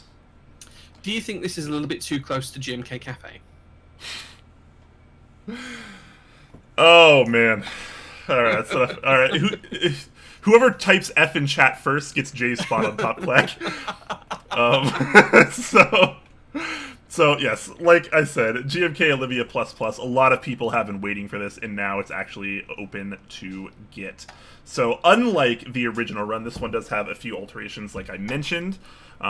Starting with the base kit here, a little bit different. So those of you longtime viewers of Top Clack might remember that when the original GMK Olivia interest check went up, I absolutely destroyed Olivia verbally for not having normal space bars, alpha colored space bars in the actual base kit. And she said, and obviously I can't really rebuttal this, but she said it's a designer's choice. You know, this is my vision. This is how I want it. And as grumpy as I can be about it, because I like the alpha colored spacebars and not the forced accent spacebars. It is what it is. It was her design vision. But in this version, interestingly enough, there are normal alpha colored spacebars in this kit. I wonder if that's because people complain about it, or her design vision has changed. Interesting. We should ask her. We should reach out. I'm genuinely curious, because I was fighting so hard. I was losing my mind over it, because I really do like the set, but I didn't want to spend $55 extra to use a normal alpha colored spacebar. I think there's probably a couple of reasons why, if I'm completely open on this. First one will be Zambamon was helping put the kits together for this, and he will be very influential in terms of what keys should and shouldn't make it into kits and how they should be laid out. Just given all of his experience, that's kind of probably why Olivia brought him on board for that kind of stuff. Maybe. And the second. Maybe I hate to interrupt you here, but I think that's a poor reason though, because obviously people like Zambamon and Olivia who very much designed to their taste, and they have that designer vision, and that's what they're going to execute regardless of what other people think. I definitely respect them for that. And if that's changed, I'm very curious why, because she was very adamant that was the designing vision of GMK Olivia, is to have those accents there, and now you don't get them in the base kit. I think that's a very interesting change. Okay, the second reason I was going to give it is just because of the size of the spacebar kit. Because the spacebar kit is so huge, it probably made sense to have that all of one color rather than having it as multiple colors. And if you did that as multiple colors, you would have to support both of the alpha sets, and not everyone is going to buy both of the alpha sets that buys that spacebar kit. So just from a logistical perspective of making sure that everyone gets the spacebars that they need to cover the sets, it doesn't make sense to put black and white spacebars in a spacebars kit and the pink spacebars in the light and dark kits, because people who then buy the spacebar kit are buying keys that they don't need. Doing it this way, people are only going to get the keys that they need for the light and the dark sets. I think that's the other reason for this as well. Yeah. Okay. Interesting. Moving right along, some other changes you might have noticed right away is there are actually 2 core kits available on this, and I feel like this has got to be one of the only key sets in the community that can get away with doing dual core kits in the same group buy. Oblivion. That's true too, huh? Oblivion was pretty popular. I said it's one of the only GMK sets. Yeah, okay, fair enough. I hedge my bets with my wording, don't worry. So, what do you feel about the dark kits? Obviously, we have the light kit, which is the classic GMK Olivia colorway, and now we have this dark kit here. I think it looks pretty good. Yeah, so I love the original Olivia keycap set. I've got it on my board just here. I adore it. I think the dark kit looks really good as well. I think it looks classy and neat and tidy. I think it's a great expansion to the design ethos of the set. I think it works well. I think the changes in compatibility were all broadly good as well. So retains that numpad, keeps the 65% multiple arrow keys, different accents for your enter keys, all of that kind of stuff. And for the price, I think both base kits are really, really. Yeah, let's talk about the price, because the price is insane. It's only $110 for either base kit. And that is crazy. Like, never before have you been able to get a $110 GMK set with a number pad, this many accents and this much compatibility. I mean, it's not amazing, but it's really, really good. For that price, it's really good. It's incredible. I suspect that this has been budgeted at 1,000 key sets. Now, I've not seen anything to confirm or deny that. And I know that Mike wouldn't release the numbers earlier on until he'd spoken to Olivia, so I don't know if that's happened or not, but I suspect this is priced at 1,000 base kits for each selling, and irrespective of whether it gets there or not, I can quite easily see all of the vendors picking up whatever it takes to get it to that price anyway, as extras, because even if it doesn't sell in group buy, this will have a high demand going forwards as well for this particular set, both the light and the dark. In terms of my personal preference, I'll be picking up the dark kit because I already have the light kit, so I don't see the need to replace that. In fact, I've got 2 versions of it. it, so I'll be picking up the dark kit definitely. In terms of other kits, I do like the fact that the novelties, which were the 2 and the arrow to make the heart, the Olivia's way of drawing a heart in Discords. I do like those, and I like that they're not just the arrow keys anymore. So if you remember on round 1 of Olivia, you got the 4 arrow keys for the bottom row, 4 1U keys for the bottom row that could achieve that. So I do think that the novelties has been expanded in the right way as well. And you can also use it for the different size keys as well. Now there's 1.25U versions and things like that. So I think that looks really good as well. In terms of the extension kit, I think this has changed since the first time we saw it, because I'm pretty sure that you could put van boards on this, so you could outfit van boards with the extension kit. So there may be some drama there, and I know Zambamon has pulled support for van keyboards before in his group buys, so I'm not sure if there's any drama there, or if it's just an oversight, or if it's just designer's choice, or what it is. I wouldn't like to speculate, but it does cover most other 40s from what I can see. There's a lot of other opportunities to cover 40s in there, as well as both Bs for different Alice keys. But it's interesting that the Bs have gone into this kit rather than the spacebar kit as well. I think that's quite interesting. Yeah. That is true. The ISO kit is really interesting as well. So for those of you that aren't ISO users, the original Olivia did support UK ISO, but it actually messed up on one key. On the R3, you'll see that it's got the apostrophe @ key, and that key was missing from Olivia R1. So it had the white alpha UK ISO, but it didn't have that particular key, which was disheartening to a lot of users. Now the good news is I can pick up the ISO kit here and the dark kit and put that one key into my old Olivia set, and it will give me the coverage that I need. So I think there's quite a lot of buyers that are going to do that. So I'd like to see a big turnout on the ISO kit from that perspective, people fixing that R1 set. Quite a few people in the UK Discord have been talking about picking it up for that particular reason, and it's nice that it does support both the light and the dark sets as well. And the other really interesting point is it includes 2 shifts as well, so that if you do want to be able to utilize it on 2 different boards, because you're buying the dark alphas and the light alphas, you will be able to outfit both as well. So there's no oversized okay. either. I was just about to ask you what scenario that would make the most sense in. All right, I get it. It's literally that. You buy both base kits and you buy the ISO kit, and it's only got one of those keys in. You can't put it on both boards. You can only do it on one board because you don't have 2. So it's absolutely spot on right that it has both of those in there. So yeah. Very, very nice. And of course, we did already talk about this, the space kit, the spacebar kit there, which does have all the accent spacebar kits, like Jay was mentioning earlier. And then there's I don't actually know how to say this. Is it he or hi? Because okay, that's kind of how I've always envisioned it too. But I feel I hear people say it differently. Obviously, if you're not familiar with Olivia, this is what she writes instead of ha. So it's supposed to be her laughing. And I thought this was a pretty interesting kit because, for one reason, sorry, 2 reasons actually. One, you can actually buy 2 of these and outfit all of your alphas. I think, maybe not your numerics, but your actual alphas. You can outfit this if you want some striped he going on right there. And second, why? Why does this kit exist? Shouldn't these just be novelties? Like, why would you ever want so many of these? Is it? This feels like a Zabumon influence to me. This is like the Enye kit all over again, where you gotta buy 2 of them and then you outfit. Because how many people are just gonna buy like one of these? I'm curious how well this is actually gonna set this kit. Do you know what? Nebulance just hit on something I was going to say here as well. For boards that have that left arrow dual macro cluster, like the JO1, which is available right now in raffle ticket form, guys, if you want to go check that out.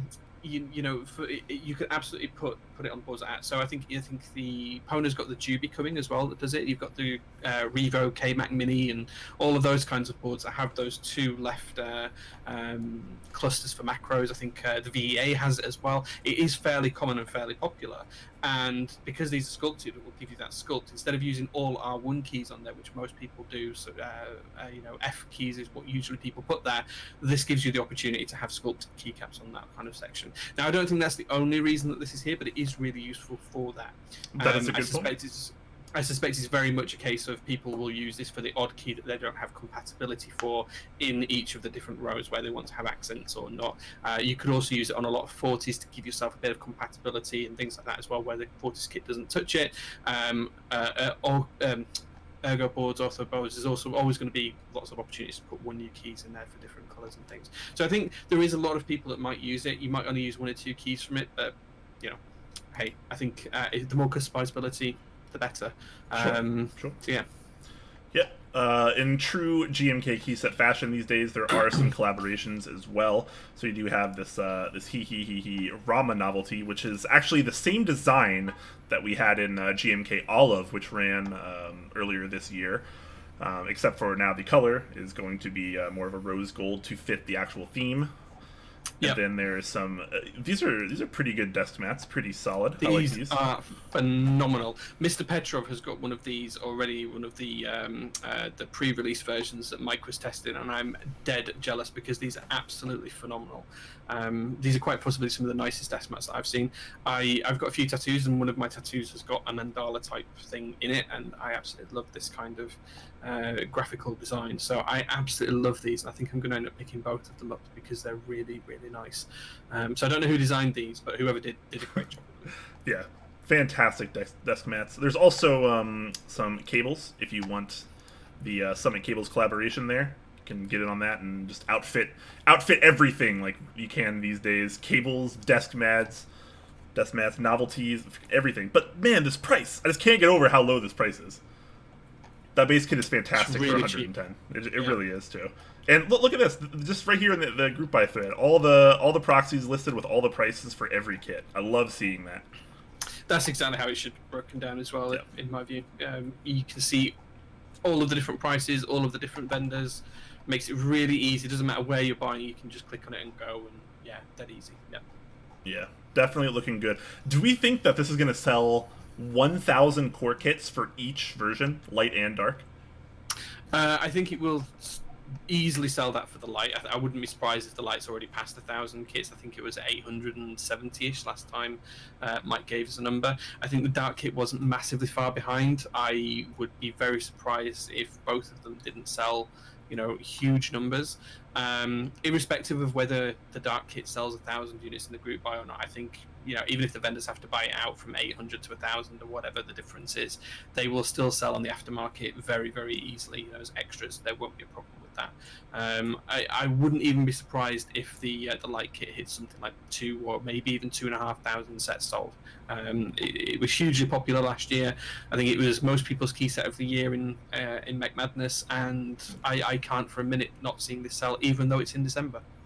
Yeah, very interesting. Trinity in chat is saying the core kit is currently at 852 for the light and 371 for the dark. That's a pretty big difference there. I still think that. Really well. I think the light sold 500 on the first day, if I recall, which is. I think it was just. I think that was just Mike's site as well, not the proxies. That's and wild. The other thing as well is it's been open for 4 days now, and the dark kit at 371 has already sold more than what Olivia Round 1 sold, because I think that only sold 350 sets, including extras, if I remember right. Yeah. Like that. Maybe even a little less. It definitely needed help crossing MOQ. So the dark kit in 4 days has already gone past what the original Olivia did. So I think that's fantastic. Yeah, it's interesting to see how this set has just transitioned from being a set that barely made MOQ to being able to run 2 core kits that could easily cross 1,000 each. That's absolutely insane to me.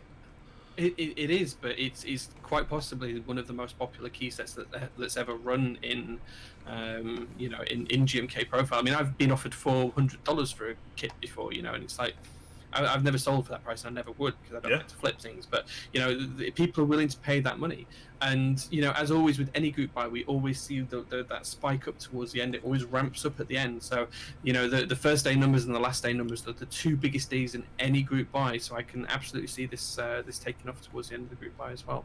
And it's one of those sets that almost markets itself. It doesn't need a huge amount of push from the vendors, because everyone knows it's going on. Yeah, definitely. So that's open right now on Novel Keys and lots of other proxies that are listed here in the thread. So make sure to go pick that up if you haven't already, but you probably already did, because it's already selling insanely well. Yeah, absolutely. All right, let's move on to the group buy for GMK Rudy, which is based off... oh, wow, I'm going to sound really stupid. What's the movie called? Is the movie just called Rudy? or does it have a different name? I don't know. You come on, Brian. You know this. I've never seen it. I've never seen it, so I don't know. I think the movie's called Rudy too, right? What someone in chat will correct me. Don't tell him, chat. Don't tell him, chat. Just leave him. Let him. You're forgetting about Twitch delay, my friend. Chat's already got my back. Thanks, pals. Chat. Love it. Chat, all right. Why did you do that? You could have left him struggling for days. Oh. Yeah, I don't know. I've never seen the movie, but the key set I think looks pretty stunning, and the base kit not too shabby. Interesting. Okay. How do you feel about it? I have seen the movie, which might surprise most people because I'm not American and I don't follow college football, but I have seen the movie. And I think the colours kind of fit it fairly well. I do vastly prefer the Dark Horse kit to the standard base kit, I think. Those dark blue alphas, I don't know. I think for me that is the core kit. Those alphas should have been the core kit. In terms of compatibility, though, pretty much everything's there. I mean, you've got ISO, including accents. You've got full size, 65%. It's one of these all-encompassing base kits that's got numpad and arrow accents and all of the enters and everything else. It does have minimal ISO support, so it only supports ISO coverage rather than having a specific layout, which is designer's choice these days. The Dark Horse kit gives you all of the alphas and space-bars that you need replicated from the main kit, and the numpad, including those ISO keys, as well as all of the different keys that you need for the 5 on the numpad, the 2 different options for 0 in the numpad, and also changes the F keys as well. And then you've got a spacebar kit, so it's nice and simple, just 3 kits. Light, dark, and spacebar's kit. But spacebar's kit is pretty simple, just a couple of different options: accent spacebars, sorry, and split spacebar support as well. No B key for Alice users here, sadly. If you are an Alice user or an Alice layout user, you are not going to get your extra B in any of the kits. But I think that's okay. There's plenty of other keys you can use instead. I think this looks really good, though, overall. There's also the Rama key as well, and yes. Can we come on to those in a bit? Because I want to talk about the accent keys in a bit. But I think it looks great on that Iron 165, and there might also be a bit of a giveaway to do that as well. Yeah, so they are partnering with Smith & Rune to do an Iron 165 giveaway, which, of course, is that incredibly beautiful 65% board that we got to check out not too long ago. You built one, too, right? I think you built one not too long ago. Yeah, pretty good, right? I didn't want to send it back. Although, actually, no, I tell a lie. So Baron, who is one half of Smith & Rune, really ruined his switches, so I did want to send it back from that perspective. But I would have liked to have kept it, taken his switches out and put my switches in, and then I would have been very happy, yes. Naturally. Yep. All right, so if this set hits 500 base kits sold, they will be giving out a Navy Iron 165. To a random customer, but you must purchase a base kit to be eligible for the raffle, understandably so. That's a pretty nice giveaway. That's a really nice giveaway. It is. And yes. These the pictures of it too on the Navy 165. Oh my god! Looks how good does that look, right? That is astonishingly good. Positively fantastic. Like even with the accents over here, like that is just fantastic. I love that. I really do like the set too. It does start at $130 for the base kit, which is not bad. Definitely not bad. But it's towards the higher end of GMK sets these days. But the compatibility, a huge base kit. Yes, the compatibility is there. You're missing a couple minor things, but you do get coverage for a lot of boards here, and a lot of accents included as well. I love how simple the set is too. Base, Dark Horse, Spacebars kit. We've been seeing so many GMK sets lately that have 4, 5, 6, upwards of like 9 or 10 kits. It feels like at times, so it's kind of nice to get a little bit more back to the basics here. Yeah, absolutely. And just in terms of other collaborations, there is a Rama GMK Rudy keycap option. There's actually 2 keycaps. There's a solid brass one, and then there's an anodized and infilled blue one as well. So you can adorn your keyboard and keycaps with those accents, which look really interesting, to be honest. As well, one really close to my heart as a Kipora fan, there is a Kipora as well, which is going to be raffled off after the group buy period. And Latralium is also going to be doing some colour matching Latralium caps. So if you haven't seen Latralium caps, they're also really, really nice artisans. Usually just very, very detailed in terms of the colours that they use inside. So yeah, really, really, really big fan of that. And what do you think to the desk mat? Have you? It's okay. Yeah, it's boring. There's nothing really going on. It's I don't know. I feel like repeated patterned desk mats just aren't really for me. It feels like they just wanted to take up space, so they just repeated a pattern. It feels a little. Yeah. It feels a little weak. I don't like the desk mat of this one. Yeah, I mean, it's all right. I don't dislike it. I think it'd be fine on my desk. It's not something I would look at and think, damn, that looks nice, but it would be fine, especially with the all blue kit. And again, Summit Cables as well. Summit Cables seems to be ramping up his production and offering cables matched to key sets quite often now. So there will be a Rudy version of the Summit Cables, a couple of versions actually, for 75 first come first serve customers. The one on top looks really, really good too. I feel like that's going to be lovely with the actual set. Yeah, you'd have to use the accents for that to go, though. I think if you were not planning on using the accents, the other one would look better. But yeah, absolutely right. Yeah, completely agree. Right. So nice looking set, nice compatibility, nice add-ons here. The Rama novelties, the one with the infill, my god, that is nice. I don't really care so much for like the all normal brass one. That doesn't really. I feel like that's a little played out these days. It doesn't really have as much character. But the one with the infill, I love seeing infill now. That's so nice. Sure. It looks good. All right, cool, very nice. All right, let's move on to. We're moving out of GMK actually. Moving over to the Signature Plastics version of things, and this is the group buy for SA Sunday Morning, which is by ABEC. You might have remembered this, an interest check from, I don't know, like 2 years ago. It's been an interest check for quite a while. Is it that long? It's been quite a while. Someone's obviously going to correct me, and I'm going to look stupid, but I feel like it's kind of been at least a year, if not closer to 2. Regardless, this is based on the Maroon 5 album Songs About Jane, particularly the song Sunday Morning. And, I think this looks pretty darn nice. Yeah, I really do like the album cover. It is a great album cover, so I can see why they've picked that for inspiration. In terms of the colours, I think these work really well. It's absolutely lovely as this colourway to me. I think that the colours work really, really well. It looks great together. It looks fantastic. Everything looks fine. The alpha colours, that pink is just glorious. It's absolutely lovely. I'm a really, really big proponent of that.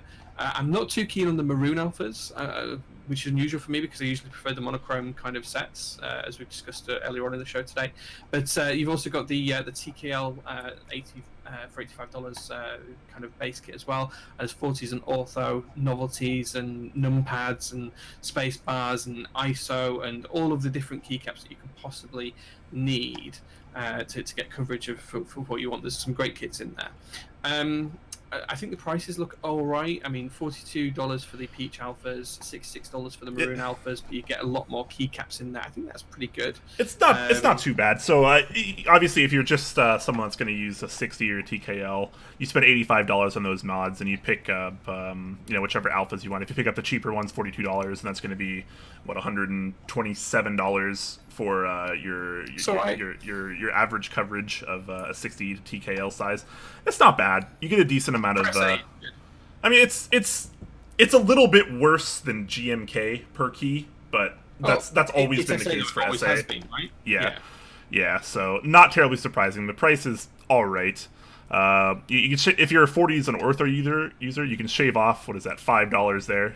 Spend $80 on that instead of the normal mods, and you save a few bucks there. What do you feel about the novelties kit? Because I feel like this is a really good novelties kit.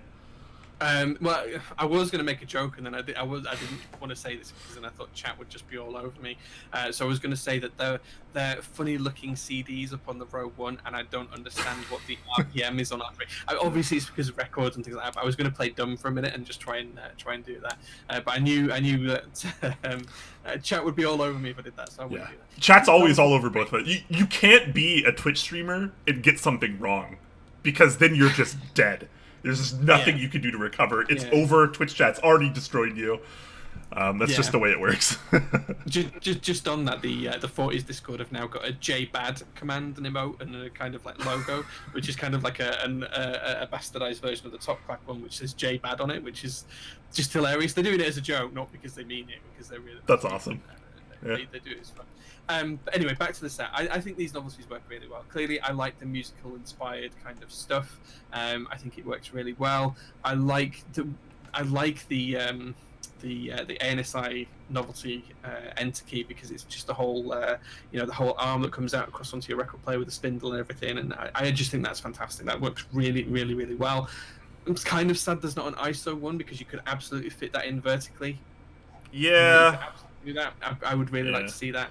Yeah, and we're seeing a lot more of that lately, just not on this set, unfortunately. But yeah, ISO key, ISO enter has a ridiculous amount of real estate on it for designs, believe it or not. It's a canvas. It's way better than the ONZI enter when you're talking about putting novelties on it. For sure. Yeah. Thankfully, there is an ISO kit here for only $29, so that's not too bad there. You can get the compatibility you need. And there's a kit for pretty much everyone here. Yeah, I should just say on the ISO kit as well, it's quite interesting because it covers UK and US ISO. So Depleted Vespene, if he's watching, he will be happy to see that as well. So, and it also covers both the different colorways, but only gives you one shift key here because you only need one set of mods for this. It's not designed to have two different versions of the base kit. It's designed to have two different versions of the alphas to fit with the base kit. So conversely to Olivia, which we saw a moment ago, this has only got the one shift key for that reason. I think it's all right. I think the pricing for that kit's really good as well. $29 for that ISO kit. That's not bad. Yeah, this is like, believe it or not, this is one of the cheaper SA sets I've seen in a while from Signature Plastics. Definitely. Yeah. Yeah, absolutely. I mean, usually to get any kind of compatibility close to an average GMK base kit costs you like well over $200. Here you can do it for under $150. Yeah, absolutely. And interestingly as well, just in terms of the vendors, I was going to say that this is actually the first set that Mintley is running on Mintley Studios. So Nat is actually going to be running this herself, her first foray into vendorship from a keycap perspective. And yeah, that was really interesting. Which is awesome because obviously we like her. She's a great designer and a cool person from my understanding. But we have seen this not work out very well in the past. When we look at things like GMK Hammerhead, when we look at Jessica with GMK Necro, when people open brand new stores and they try to launch a key set right away, it often fails. So I'd be curious to see how this is actually going to work out for her now. Maybe this could be pretty awesome. I think, I think as long as the set sells, I think it will be fine. That being said, I think she will do just fine as a vendor, irrespective of this set fails or succeeds. Oh, certainly, yeah. You know, she's smart, she's intelligent, she's got, that wherewithal within the community. She knows what she's doing. I have no doubt about her character, but the fact of the matter is, it's still a brand new vendor. She doesn't have the reputation established as a vendor. And that does scare away a lot of people, and it makes it hard to find for a lot of other people, too. So you do lose out on sales because of that. Obviously, it goes without saying that if this set, let's say we're on novel keys, for instance, it'd probably sell significantly more than it would on her US vendor store right now. So definitely a choice. That's fine. Everyone's got to start somewhere. So you gotta get your feet off the ground. So better. I remember Dixie running his first set. That was a couple of years ago now, but I remember Dixie doing that and stuff. So everyone's got to start somewhere. Upas from Cannon Keys, he's been ramping up this year, so everyone's got to start somewhere, and that success all comes on that first key set being, a good seller. So I'd be interested to see how this does. I mean, we've proven earlier on this year that SA still has a market with SA Bliss, so no reason why this couldn't do just as well. Yeah, definitely. People were asking me to show the Iron 165 render. Sorry about that, guys. Here you go. There's so many kits, I got caught up in looking at kits that I didn't actually show very many of the renders themselves, but unsurprisingly, it looks beautiful. Also, shout out to them.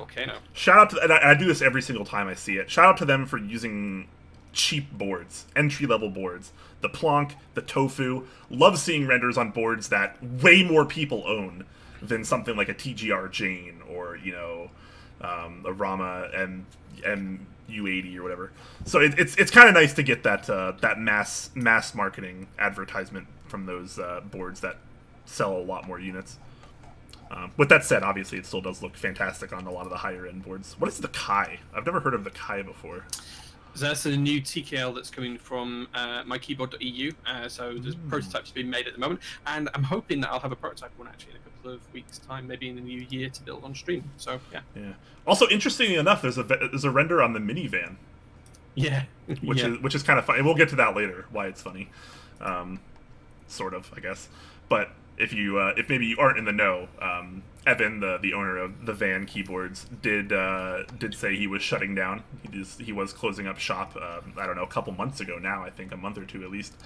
So interesting to see the render on that as well. Regardless, I think the set looks pretty nice. It's well themed, and the price is pretty reasonable for an SA set by Signature Plastics. Yeah, I think it's fine. I think it's just fine. There's a ton more renders as well on the. There's a lot. So many. There's like 40 or 50 but we're behind schedule already, so we probably shouldn't take too much of a look at them. Instead, let's move on to what I'm going to call a very polarizing set. This is the group buy for After-School 1992. This is actually a DSS set from Signature Plastics, designed by Norbauer. I think when he originally teased it in the interest check, it was going to be DSA, but it does look like he has settled on a DSS, which is kind of interesting, because I like to see more of that, because I definitely liked it when I tried it. Let's start out with the colorway, though. How do we feel about the colorway? So it definitely fits the theme, right? It definitely fits that whole kind of mid-90s, kind of TV show, cartoons, all of that kind of stuff. The kind of pop culture at the time, the clothing that people were wearing in the early 90s. It really fits that theme well in terms of the colorway. I'm surprised that this looks as nice as it does in the real photographs of the real production set that Norbauer's got. Yeah, these are not renders, by the way, guys. These are these are actually the caps. This is not a render, which is cool, because now we can see the actual color, we can see the actual texture, we know what the set is going to look like, which is freaking awesome. The set is way too colorful for me personally, but I get the theme. I understand the theme. I don't like a ton of colors. I don't need a bunch of vivid imagery. I get the theme. I like how he's put how he's put it on the Norba Force, that is styled to be like the VHS. I think he even calls it the VHS colorway or something. It's styled to go with this set, which I think is pretty cool. One thing I really, really, really am sad about, though, is the price. So let's open up the shop here while this page loads here. $135 starting, and that is basic TKL compatibility. That is standard TKL and nothing else, without numpad. You can get the ANSI only as well. That's true. Yeah, exactly. So there's another option for the full ANSI, which does include the number pad. That's going to run you $175. If you want any kind of decent compatibility at all, you're going to have to go for the third option here, which does give you a little bit more compatibility. You can do Sangon, HHKB, as well as some 40 support and things of that nature. But that's going to start at $240. And if you want that with a numpad, that's going to run you $240. So a $40 numpad just in this alone. So to get what, so the max compatibility here, the $240 unit, the full ANSI set, which has much less compatibility than a lot of GMK sets, is $240. That's hard to swallow. That's really hard to swallow. Yeah, it's incredibly expensive, and there's an awful lot of stuff missing as well. I mean, there's a lot of mini 1800 boards, there's a lot of 65% boards, there's a lot of ISO boards, there's a lot of 40s and small, 50s and smaller that just won't get support from this, even though you're spending $240 on keycaps, because just the keycaps aren't there. And it's not because the molds aren't there, because they are. If you look at the DSS Dolch keycap set, you could absolutely buy all of those keys to support all of those different types of boards. So the profile of the keycap set does support all of those different options. It's just this particular colorway doesn't. It does seem very expensive for what compatibility there is. Yeah, definitely. One thing that does attribute a little bit to the price, though, that he mentions in the post, is that it's going to ship in what he calls new special gift box packaging, which is made in California. So if you've ever opened a Norbauer product, you probably know the unboxing experience is often quite nice. And it feels like he's really trying to push that here as well. But how much is that really adding to the price? Because I'd rather just take a bag if it's going to save me $40, Agree. Yeah. If it's like $5, then yeah, great. Okay, for $5, I can kind of, I kind of like to have the nice packaging, the nice boxing, that nice experience of unwrapping it for the first time. That's worth $5 to me. But you're right. If it's going to be $40 cheaper, it feels like it's absolutely not worth it to me. It's really interesting because I don't know what's driving the price increase here. I really can't work out what's driving the price increase. There doesn't seem to be any real reason for it, because you could have the fanciest packaging you want, and if you're buying 100 versions of that, which you're going to have to do to hit MOQ for the set anyway, it doesn't feel like that's going to drive the price massively. It's true. He does say that he's working on a set of fun little 90s themed surprises to include in the gift box. So again, what you're paying for is beyond just the keycap set itself, and that's something that either you might be totally okay with or something you're very angry about because it's still costing you a lot of money. I mean, obviously, it's Norbauer, very much like Rama, is not necessarily trying to sell you on a product. They're trying to sell you on a concept, an idea, a vision of what they think everything needs to be like. And it's just like when you open a Rama product, everything makes sense. It's very nice. It's individually packaged. It's safe. It's beautiful. It's very elegant and exquisite. Norbauer does the same kind of thing here, but you pay for it. You do pay for it. Yeah. Interesting. Yeah. Yeah. But that is open right now if you guys do want to get in on that. So, bam. There you go, guys. Yeah, I'd be all over this if it supported ISO, but it doesn't. I really like the thing. I think this on one of those Rocco's Modern World desk mats would look great. But yeah, just the fact that there's no ISO support really kills it for me, unfortunately. Yeah, I totally agree. All right, moving on to our last key set topic of the day.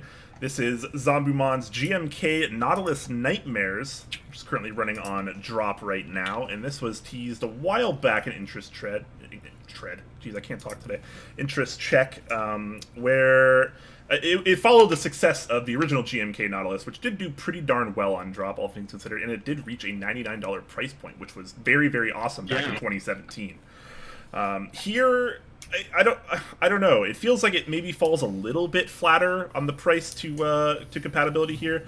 $135 base kit. Let's take a look at the compatibility here. You get no ISO. You do get numpad. You do get a 7U spacebar for HHKB and Songon stuff, but that's pretty much it. Yeah, I'm not sold on that price being.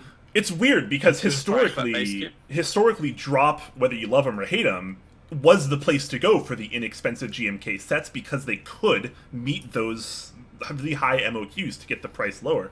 We've seen tons and tons of $100 to $120 GMK sets throughout the years on drop, and this one seems a little more pricey than comparably compatible sets on the market today. It does. It seems. Yeah, pretty pricey. I mean, it's not that long ago when we were seeing base kits such as GMK Calm Depths, which had a huge base kit for $125, and that base kit was twice the size of, well, not twice the size, but it had significantly more keys than what's in this particular core kit. It had the numpad and everything that's there as well, but it also had full UK ISO support, much more compatibility options for 65 and 75% boards, different keys for different parts, different accents, and all of that kind of stuff. And it was only $125, so I'm not quite sure what's driving the price on this one. Although it does drop if it hits 500 and 1,000 units. Those price drops are baked into the plan. That's true. Which are 120 and 110 respectively. I can't see it getting to 1,500 units this particular colorway, but if it did, it drops down to $100 for the base kit at that point. In terms of other kits, there are quite a few kits, and they're quite cleverly designed. I've got to be honest, they are quite cleverly designed. In terms of the 40s kit, that offers a lot of different support for things like the Plank, the Minorca, the Seabright, the Percy B, which is Zambo's upcoming board as well. Sadly, there's a lot of boards missed from that as well. So, there's you can't do any of the Van keyboards or anything like that with this particularly. Moving on, there's the extension kit as well, which offers a few different keys for different things. So it's got your B key, some different sized modifier keys for row 4 and row 3, adds support for 65% boards and things like that as well. So things that you would usually have seen in the base kit adds these into the extension kit. In terms of the ISO kit, I will say this is a really clever kit design, actually. So this supports pretty much at a basic level UK ISO. It doesn't support US ISO, so the deleted Vespine will be we already know like one person in the world uses that anyways, so we don't have to worry about US chat, ISO. So I have to, he's in chat though, so I have to mention it. Otherwise, he'll just mention it anyway and then condemn me for not mentioning it. But it's kind of like a take on all of the different ISO opportunities that you have in the EU and condensing them. Instead of having a huge Nordic kitted saying, what's the bare minimum we can do to make sure that people have got the right language support? So it forgoes things like the mu key and the q-at key that we see in a lot of Germanic languages and things like that, and it brings it back down to a fairly high base level. So I think that's quite a cleverly designed kit. It means that it's got fewer keys in it, but it's going to keep most of the community fairly happy with the compatibility that's there. And there is a couple of countries where you do get full compatibility with it as well. So I think that's okay from my perspective, and keeping the price down is the main thing. We've also got the novelties kit. I'll be honest, I'm not particularly fond of these novelties. I'm not sure how you feel about them, Brian, but I'm not particularly fond of any of these. I'm not really in love with them either, personally. I didn't really like the novelties on the original GMK Nautilus either. I feel like they were a little bit too busy. These feel a little bit nicer, a little bit more subdued, but I'm still not totally sold on it. The enter is... It's one of those accents that just draws all of your attention to it, and I don't really like that in a board. I want to look at the board in its whole, and if there's something that stands out so much, then it just draws all of my attention to that, and I'm not really liking that too much. As far as like the actual colorway of the set, though, I think it's really nice. I liked it a lot when they first put out the interest check, and I still like it here. I think it's a great colorway. I'll be honest, I preferred the older colours, because for those that you don't know, the colours have changed from the original interest check to the actual version that's now available for pre-order. So some of the colours have been changed in the 16-17 months since we first saw Nautilus Nightmares teased. I did prefer the old colours. I preferred those significantly more to the new colours, but I can completely appreciate as designer prerogative to change those if they want to do so. So yeah, but I do think that changes are slightly the opposite direction for me. Yeah, definitely. How well is this selling right now? Last updated December 2nd. That was 3 days ago, and nothing. So it only went up earlier on today, so that's why. Oh yeah. It's been open a matter of hours, so they won't have updated numbers. Oh, that's funny because it says updated December 2nd, 6:28 p.m. Pacific. I know when they made it. I know they make the pages before they launch them, obviously, but it's kind of funny to see that at the very least. Yeah. All right. Well, there you go. That's GMK Nautilus Nightmares. All right, moving on out of key sets onto some other news here. Let's talk about the Key Company, which has recently acquired Minivan, aka the Van keyboards. I don't know what his actual brand is called, but I think it's the Van keyboards. Yeah, it's the Van keyboards. Yeah, that's right. Okay, yeah. So like I mentioned earlier in the show, Evan of the Van keyboards, he's the founder. He was closing up shop. Just a couple months ago, he's done with it. He doesn't want to do it anymore. Totally fine. You got to respect that decision. But TKC, the Key Company, obviously want the Minivan to stay on the market, and so they have bought presumably the rights to the Van keyboards, and will now be putting out fully assembled minivans, which could be really cool for you if you're a fan of minivans. Yeah, it was for a while one of the most popular 40%s. For sure, because when it came out, it was a very big deal. There was almost nothing else like it at the time. So yeah. I feel like it's maybe fallen a little bit out of popularity since then, because we've had so many boards released that, at least in my opinion, are quite a bit better. But here you go. If you want a minivan, you're still going to be able to get one. So instead of necessarily selling them as kits or parts, they do plan to release fully assembled keyboards that include PBT keycaps, Gateron switches, and more features they are actively working on. So maybe we could get kind of a little bit of an upgrade here. We'll have to wait and see. But how do you feel about this? Yeah, I think it's good. I think it's negative to see any brand fail to succeed and to die off. That's never a good thing in a community that's as small and close knit as the keyboard one is. So I'm glad to see that the brand will live on, even if Evan's not at the helm, and it's now going to fall into Jason's pot to do. But these keyboards have been around a while. A lot of people have seen the old Minivan when it was on drop, and that got a lot of people into the hobby. With custom keyboards, especially smaller boards as well. It had the road kit, the numpad and everything else, and of course there was a GMK set that was really popular as well. was it called now? It was pink and greys and blacks. I can't think what it was called now, but there was a GMK set as well that was popularised at the time. So it's nice to see the brand live on, and I think Jason, he does a good job at the TKC. So I'm pretty sure it'll be living on in a good way, and it'll be popular for a long time yet to see. So I think it's only good to see some changes. Yeah. Yeah, definitely. I noticed when I was taking a look at a thread of it earlier, people were talking about how it's a partnership between Evan and TKC, but I don't think that's so. I think TKC quite literally just acquired the Van keyboards. So I don't think Evan has. I don't think Evan has much, if anything, to do with Minivan moving forward now. Yeah, that's correct. Yeah, so it is very much now going to be. Within Jason's remit to own those. A couple of people are just coming back to this GMK paperwork. That's not the one I'm thinking of. I'm going to. Is it? I can't remember the name. But I found an image of it. Is it that image there? Is it the one that has like just a bunch of letters and numbers for the name?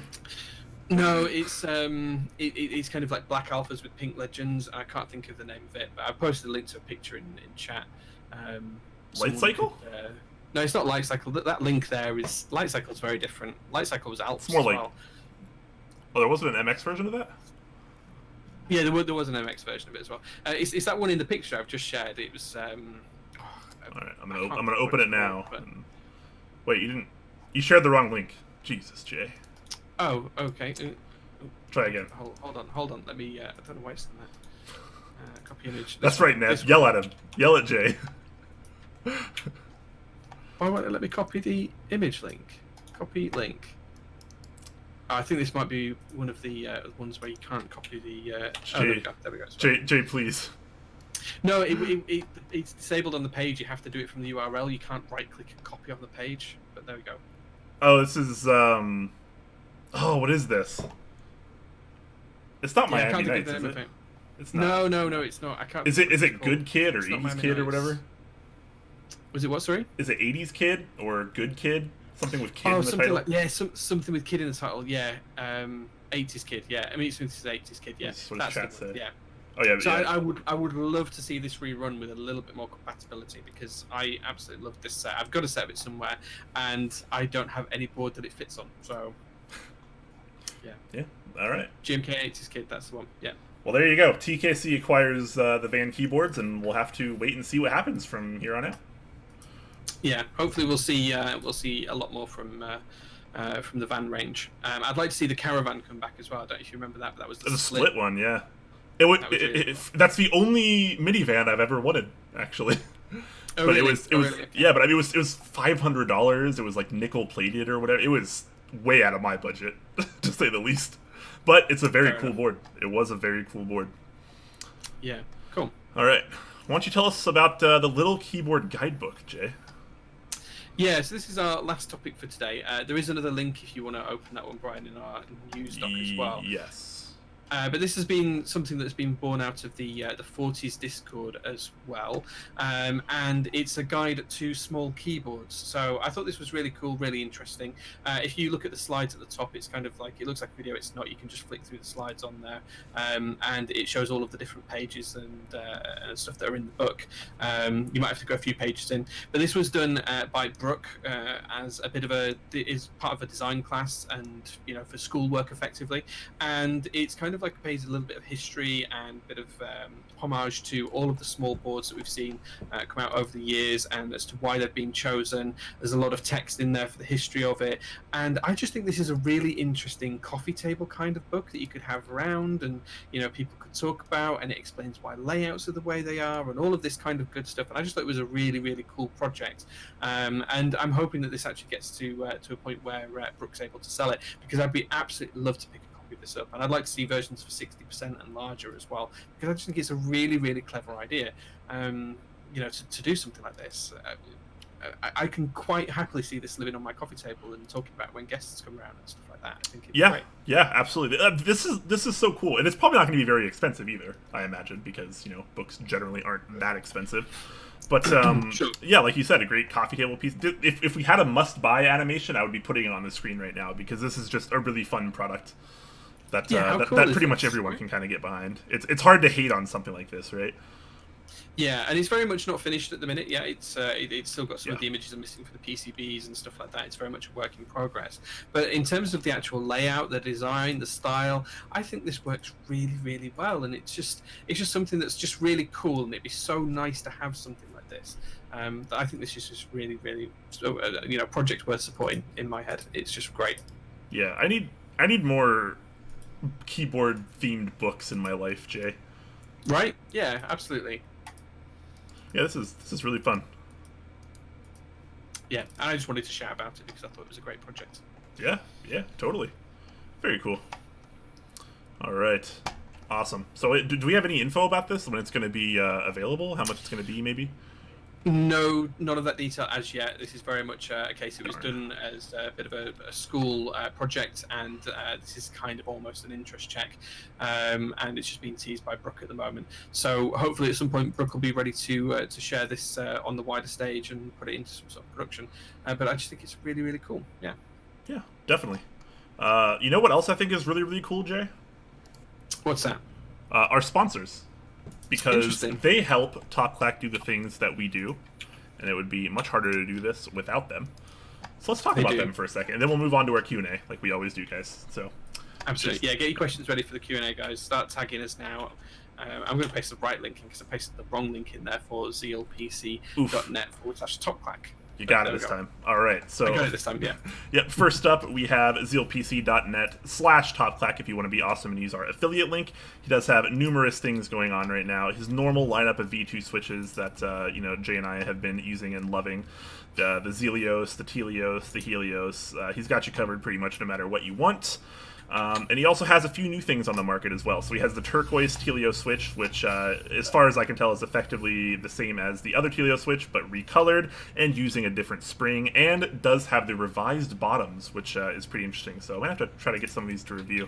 But the new versions here, you can get it in 65-gram spring or 63.5-gram spring, so both versions lighter than the normal Telio, which is 67-gram. So that's on sale right now, as well as everything else. So he's still doing the Cyber Week sale, so everything right now is 15% off. So if you want to buy switches, now's the time. Make sure you use that affiliate link, zealpc.net/TopClack, to help us out way more than you think. Absolutely, yeah.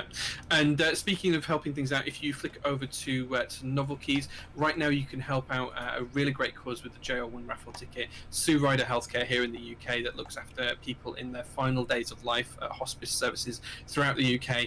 I am trying to raise money raffling off a board, $5 a ticket.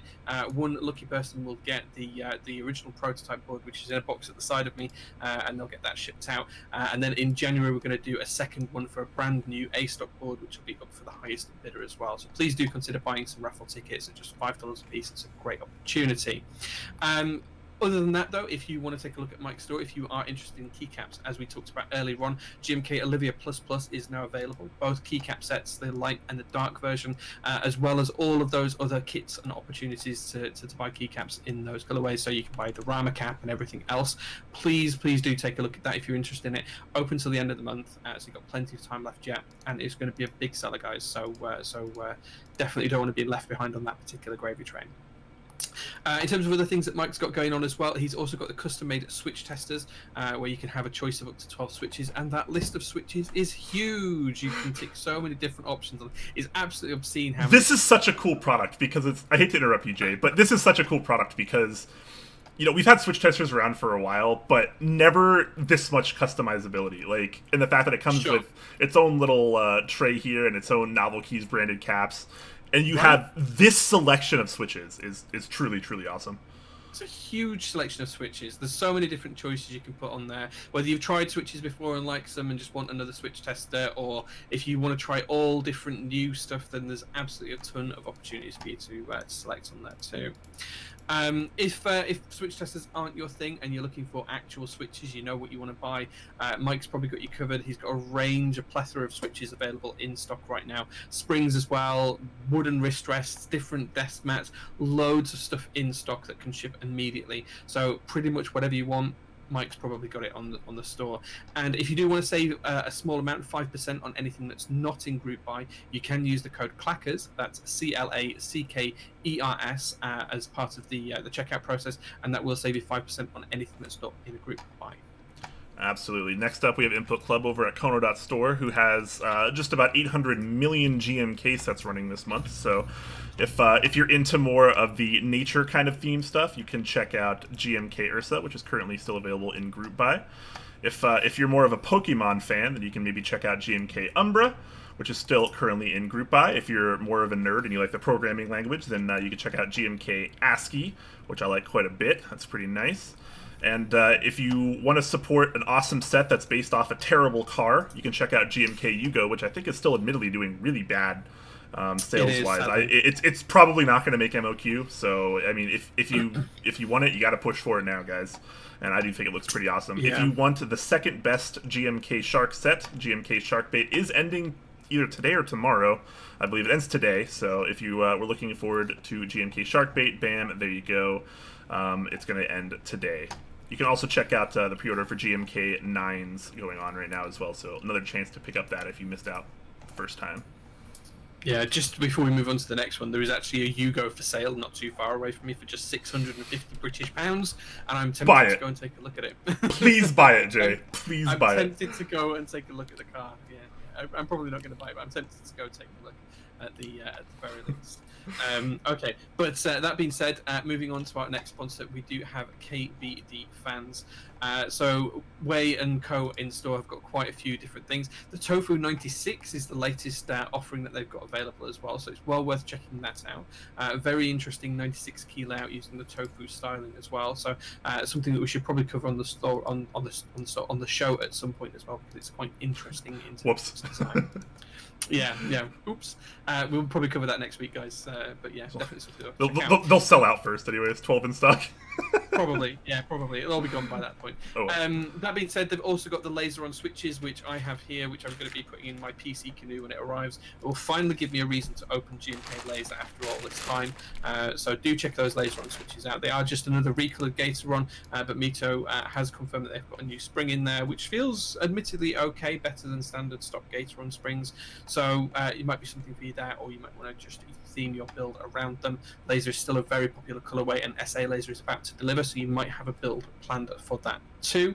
That being said, if anything else is what you're after in the keyboard market, then Way can probably outfit you, because they've got so many entry-level kits and starter kits and boards. No matter what size you want, they've probably got something for everyone, whether it's cheap keycaps, more mid-tier keycaps, expensive ones, whether you want a 40% board or a 60% board or a TKL, they've probably got something for you. And they've also got the B-stock market as well, so if you're looking for something that's particularly good value for money, you want a beta board, something to take to and from work, you might be able to find something that's a real bargain in that B-stock store. Yep, absolutely. Last but not least, we have the Key Company, who is doing a couple things right now. They still have the group buy currently open for the SP111. That's that pretty epic split.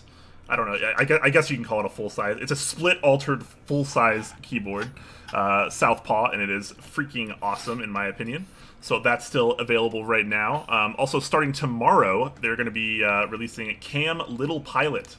So that's going to be a group buy coming out tomorrow. That's going to be the second Cam set ever to run after Starry Nights, as far as I'm concerned.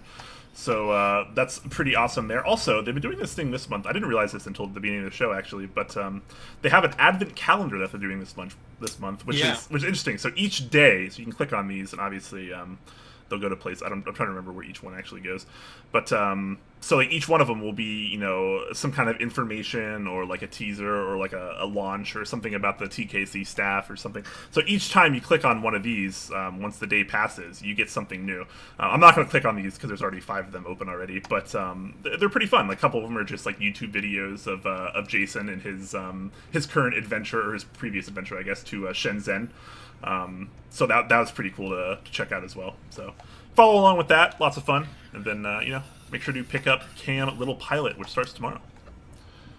Excellent. Okay, so with that done, we'll now roll into our Q&A section, guys. So if you have got any questions, any thoughts, any theories, anything you'd like Brian and I to talk about for the next few minutes, please do tag us using the @TopClack tag. Pop your question in there, and we'll try and answer everything that comes up over the next few minutes. I'm just scrolling down. I think the first question comes from Langalandia. It says, @TopClack, what is the most useless talent that you have? What is the most useless talent that you have, Brian? What a interesting question. The most useless talent I have. Huh. Shit, I don't know if I have any talents. Let's be real here. I don't know. What is it for you, Jay? What's your useless talent? I don't know. I can juggle with 4 balls. I can solve a Rubik's Cube in a few minutes. I don't know. Oh. Today I learned you're a way better human being than I am. They're just really weird things that I can do. Oh, not weird, but they're more unusual things that not everyone can do, I guess. But anyone could learn. Anyone could learn to do those. They're absolutely achievable for anyone. So I can't think of anything else. I've never thought about this before. That's a very interesting question. Useless is the hard part because I can think of a few things I'm good at, but I can't think of anything that's not. Yeah, useful. yeah. The fact I'm that pretty good at fixing engines, but that's useful, right? So, yeah. I don't know. I feel like all of my talents are useful to some degree. Yeah. I'm curious what an example is of a useless talent. Like, what is truly useless? I feel like you can make something useful in almost any scenario. Yeah. I don't. Yeah. I can't. I don't know. I literally cannot answer this question. I don't know. I think I'd have to go with the juggling and the Rubik's Cube. Oh, I can do Diablo a bit as well, which is the thing on the string that you juggle with as well. I can do a bit of that, but they're pretty useless. They don't serve any purpose other than I enjoy doing them. Yeah, I got nothing. I tend not to ever do useless things, so I don't really know. I don't really know like everything I do has a purpose. Maybe I just haven't discovered what I can do that's completely useless but still a talent. Fair enough. Yeah, I gotta. Unfortunately, I gotta cop out on this question because I just don't know. Depleted of Vespine asking, what was the most disappointing keycap set from seeing it on screen to receiving it in person? Necro. It was just way off. GMK Necro. Yeah. That's definitely... I can't use that one because I never actually bought that one. I never received it.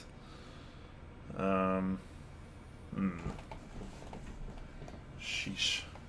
GMK set that I was disappointed. I don't know if I've ever been truly disappointed. I tend to only put myself in positions to buy sets that I really think are going to be successful and that I'm going to like. Sure. You know, after the excuse me, after the GMK Plum fiasco, I really kind of felt that Necro might not do very well, even though I liked the renders of it, but I still didn't buy it. Yeah. I don't think I've ever been disappointed in a GMK set that I bought. I was disappointed in Hamon.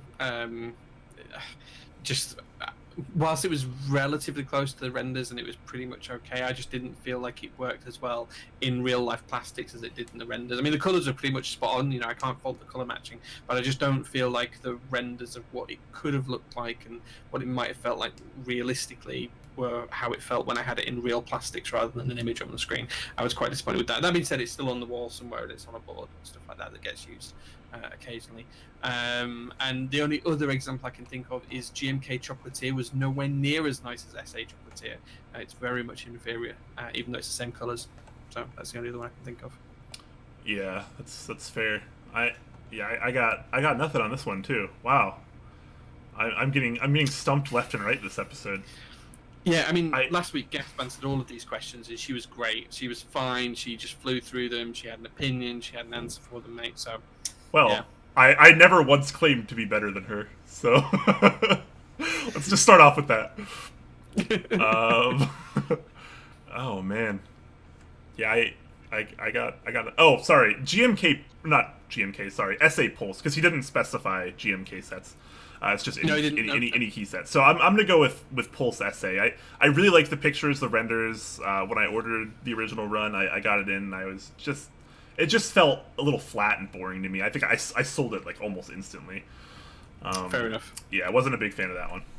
So bam, there you go. I answered a question. There you go, guys. Nice. Making progress. Okay. Langalandia tags and says that I'm good at handling balls because I can juggle. Excellent, nice one. That's right. Bang. Yeah, well done. Thank you. Jay is what we in the business call a ball specialist. Yeah, okay. Yep. I'm wondering how close we're getting to terms of service here. We're good. Meat Smoothie says, as a fellow lefty, so this is to you, Brian, are you ambidextrous at all? So can you use your right hand as much as your left hand or not? Yeah, I am definitely not a true lefty. I'm pretty ambidextrous. Like, I write with my left hand. I can write with both hands, but my left is my dominant writing hand. So I've always kind of believed that that made me left-handed. But I'm better at throwing with my right hand. And I used to do like fencing and stuff. I took a lot of swordsmanship stuff, and I was always right dominant on that as well. My left leg is my dominant leg though. So I used to do a lot of martial arts, like a lot of my kicking and stuff. My dominant leg's definitely my left leg. So I don't know. I'm kind of a weird ambidextrous, like strange hybrid where I do like about half the stuff with my left hand and half the stuff with my right. Just kind of depends on what it is. I wonder if the if that's just because as a lefty it's harder in the world because most people are taught things to be do right-handed. So I wonder if it's a trait of all lefties that you actually do learn some things right-handedly. It's quite possible because I mean, for me, it's as long as I can remember. This is how I've been doing things. So before I was remembering stuff, I was probably learning the habits there. So interesting. Slippery Pete comes back and says, can you guys ear rumble? That's pretty useless. Yes, I can ear rumble.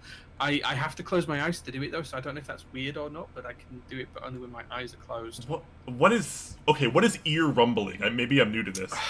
So if I close my eyes and I concentrate and don't speak or anything, I can make a noise. I can make the bones in my ear vibrate or something just by tensing them or untensing something. I'm not quite sure how it works, but I can make my ears make a rumbling noise, and whilst that's happening I can't hear much of anything that's happening around me. It most often happens when I wake up. I can do it for ages when I wake up, and the more I've been awake the harder I find it to do. I think it's probably due to relaxed states and things like that, but it makes a rumble noise in your ear. So I didn't know other people could do this until I found the subreddit that talks about this about 8-9 months ago, something like that, and I thought, oh wow, that's weird, that's actually a thing. So yeah, Slippery Pete, know what you mean, can do it, but only with my eyes closed, which is really weird.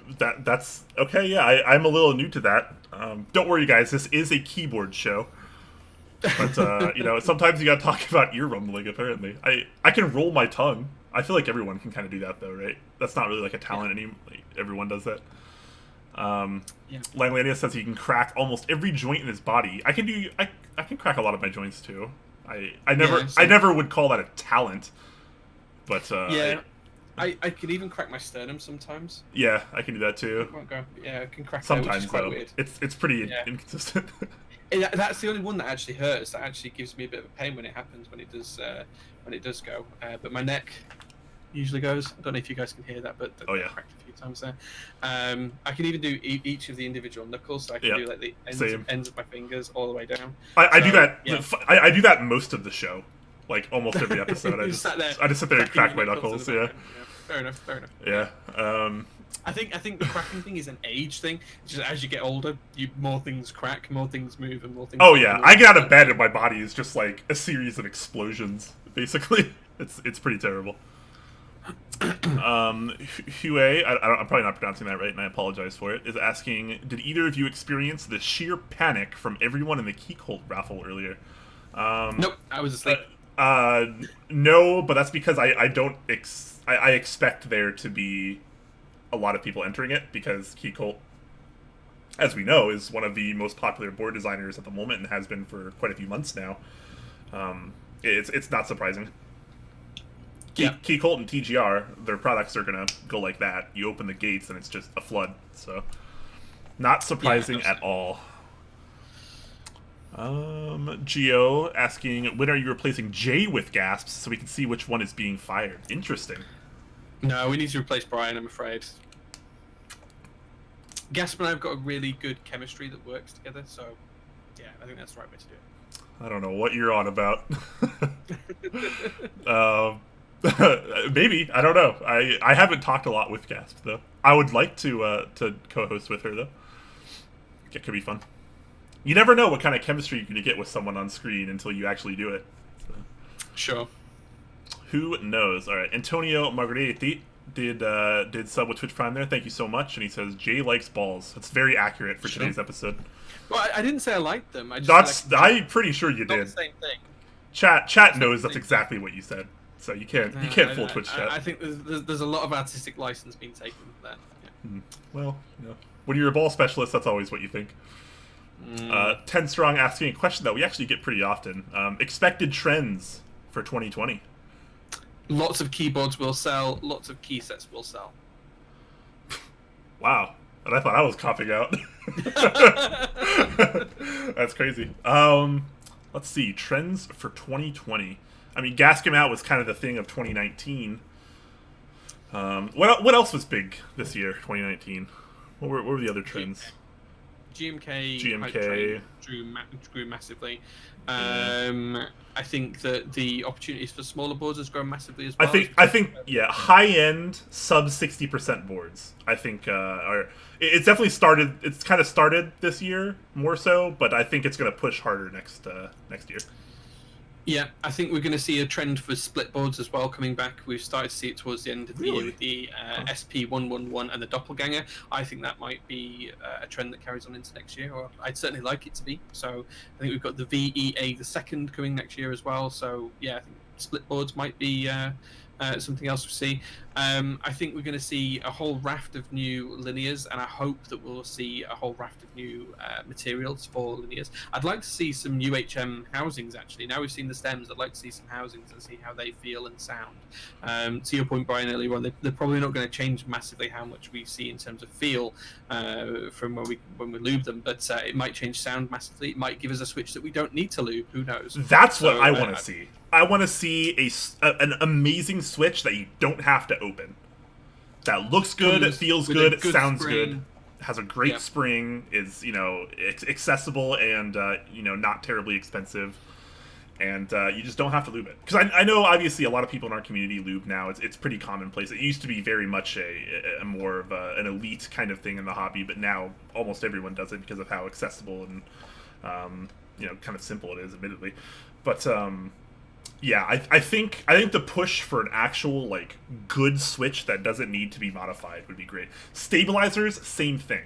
I mean, we've been using the same stabilizer and switch technology for 5 decades, 6 decades now. It's old news, and the fact that we still consider that our totally okay standard is kind of an issue. I'd like to see those boundaries being pushed a little bit more. To be honest, I was really disappointed that the C3 slabs weren't better than what they are. I saw that. Great, to be honest. Yeah, I'm actually halfway through a write-up, so I'll be putting my thoughts into a bit of a document which will be on top text Clack over the weekend. So I'll put a post on Reddit and stuff when that's ready to go. I just need to finish it off, but yeah, I think you're right. New stabilizers would be good.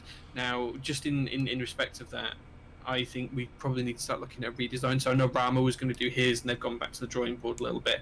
I have been looking at the option of doing something with compliant mechanisms, which means you don't technically have any separated parts. You would have a piece that sits in, and that's a stabilizer, and that has compression points and maneuverability within itself, rather than using anything else or needing to have wires and different parts, which should remove completely rattle. How it would affect feel, don't know until I get some prototypes done. But yeah, compliant mechanisms is where I think the future of stabilizers is, if I'm completely honest.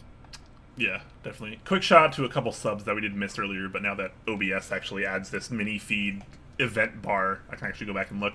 Langlandia did gift 2 tier 1 subs, so thank you so much for that.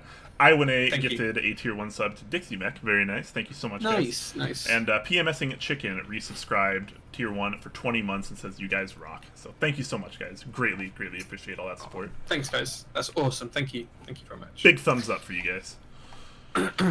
Next question comes from SithLord0121. He says, Top Clack, can you wiggle your ears? That's pretty useless. Sadly, I can't. I have to move my jaw to wiggle my ears, which doesn't really count. Brian, can you wiggle your ears? I can, yes. There you go. Very useless. Fantastic. There you go. Yeah. Is it a talent, though? Is it a talent? Antonio says, give me your best Chewbacca, Brian. I don't know. I've never done a Chewbacca impression. And now's a good chance. Do I do it now? Because it's going to be terrible. Go for it. Why not? I don't even know how to do it. Okay, just give it a try. Give me a second. Give me a second here, guys. Let me just clear my throat a bit.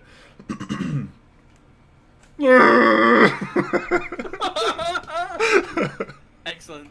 That's got to be a solid 1 out of 12. Yeah, 5 out of 7 for effort though. Yeah, I appreciate that. Thank you. A follow-up question, actually, to 10 Strong's last question about the 2020 trends. He's asking hot take on what will fall out of favor in 2020. So what will kind of decline in popularity? It's a good question. I hate to say this, but I think tactile switches are going to reduce in terms of volume of people buying them. I think linear is king right now. That's already happened, which is interesting because that used to be the exact opposite. You know, you get into the hobby in 2014, 2015, like almost nobody used linear switches. Everyone always was all about the tactile. Then it was like 2016 happened, and then all of a sudden everyone had to have linears, and now we've just seen an explosion of linears. So I don't know. That doesn't feel like a 2020 trend to me. It feels like that's been declining for several years now. I feel like. Well, a trend is something that continues. That's what makes it a trend. That's true. Okay, that certainly makes the question a lot easier. Because we could just keep talking about things that have been falling out of popularity. Yeah. Will fall out of favor in 2020. If I'm honest, I think other things that are going to fall out of favor are certain minority compatibility. I think sadly that's going to be something that falls out of favor and gets offered less and less as we as we go forwards, whether that be on keyboards or whether it be on key sets. I think that's something that's going to happen, and it might be something we have to face into. I would say RGB underglow. I feel like we've been seeing a lot less of that lately, and that'll probably continue into 2020. Yeah, it used to be huge. Almost like every board that launched would have RGB underglow of some kind of nature and format, but we don't really see that much anymore. Yeah. Same as in-switch LEDs as well. I'm starting to get PCBs group-wise that don't offer in-switch LEDs anymore, which is, in my opinion, great. But... So many people don't use them anymore. I mean, they're tedious. They're hard to get perfect. It's obnoxious to do, and it doesn't really give you that much of a benefit. Like, I'd rather just buy a board like the M68 that I'm using right now that has SMD RGBs right there. I don't even have to do any work, and they're RGB. You know, it's. Absolutely. Yeah, I don't know. We're seeing more RGB PCBs lately, so it's easier to make a case to not use in-switch LEDs. Yeah, interesting. All right, Talisman Solutions with our next question. Why not turn this sort of speculation into a survey or some other kind of submission for the end of year or New Year show where people make predictions forward? Interesting. Good idea. Yeah. It's not a bad idea. Yeah, we should do that. Yeah, absolutely. We might do a mini type of census talisman. We'll have a look, and if anyone has any suggestions or questions, please drop me a message, and I'll see if we can set something up. Yeah. You know, this is totally not on the same topic, but you know what I thought of literally today that either one of us or both of us should have done days ago? Go on. We should have done a stream where we compile all of the Black Friday and Cyber Monday deals from as many vendors as we can, and we go through and we show them to people so they A, know what is happening, and B, know if something is good or not. Oh, and why didn't you tell me about this idea 3 weeks ago, 4 weeks ago? Because I thought about it about 6 hours ago. We'll just put in the calendar for next year then. Okay. But I think that'll be a fun idea. All right, scrolling through here. It looks like we are caught up on questions. We'll wait just another moment here. So if you guys have any last-minute questions, make sure you get them in now. Otherwise, we are going to be heading off for the night. We're not quite at the 3-hour mark yet, thankfully. Yeah, absolutely. Just while we're waiting for your last questions, Brian, got any upcoming build streams or anything else going on that you want to... Potentially, yes. So now that I do have a new capture card, my build streaming setup is working properly. I did test that out last week. Yeah, I do have 1 or 2 things I need to do. I'm still waiting on several others, so we'll wait and see. I'm a little busy tomorrow, so I'm not going to be able to get to one tomorrow, but hopefully in the very near future. Yeah, look forward to checking out the announcements channel in the Discord, because that's where you guys will know. Cool. Okay. This weekend, I'm going to be building a board for Laser Boost. So Joan from Laser Boost, I'm going to be building her a keyboard just for herself, for her personal use. I'm quite excited to do that. It's going to be a 60%. She wants it loud and clicky. So Ox Navies is where we're at. That's where we're going on that one. So it's going to be an interesting build. We'll also add to the J scores as well. So that's Sunday, 8 p.m. UK time or noon PST. I think the Equinox, and we'll do one other board as well. Maybe the Borsdorf or something like that on the J score. Try and flesh out those scores. So yeah, absolutely looking forward to those.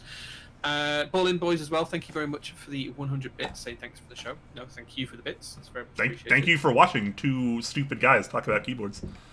Yeah, absolutely. It's fortunate that people do that. 10 strong with our last question here. We're going to roll out after this one. He asks, if you had to hand someone you hated a keyboard to use and you built it, what would you hand them?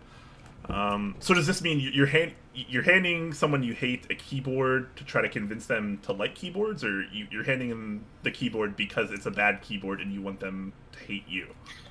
I think you don't like them, so you want to give them a bad keyboard is where he's going with this one. Okay. Personally, I don't hate anybody. There's not a single person in the world that I hate.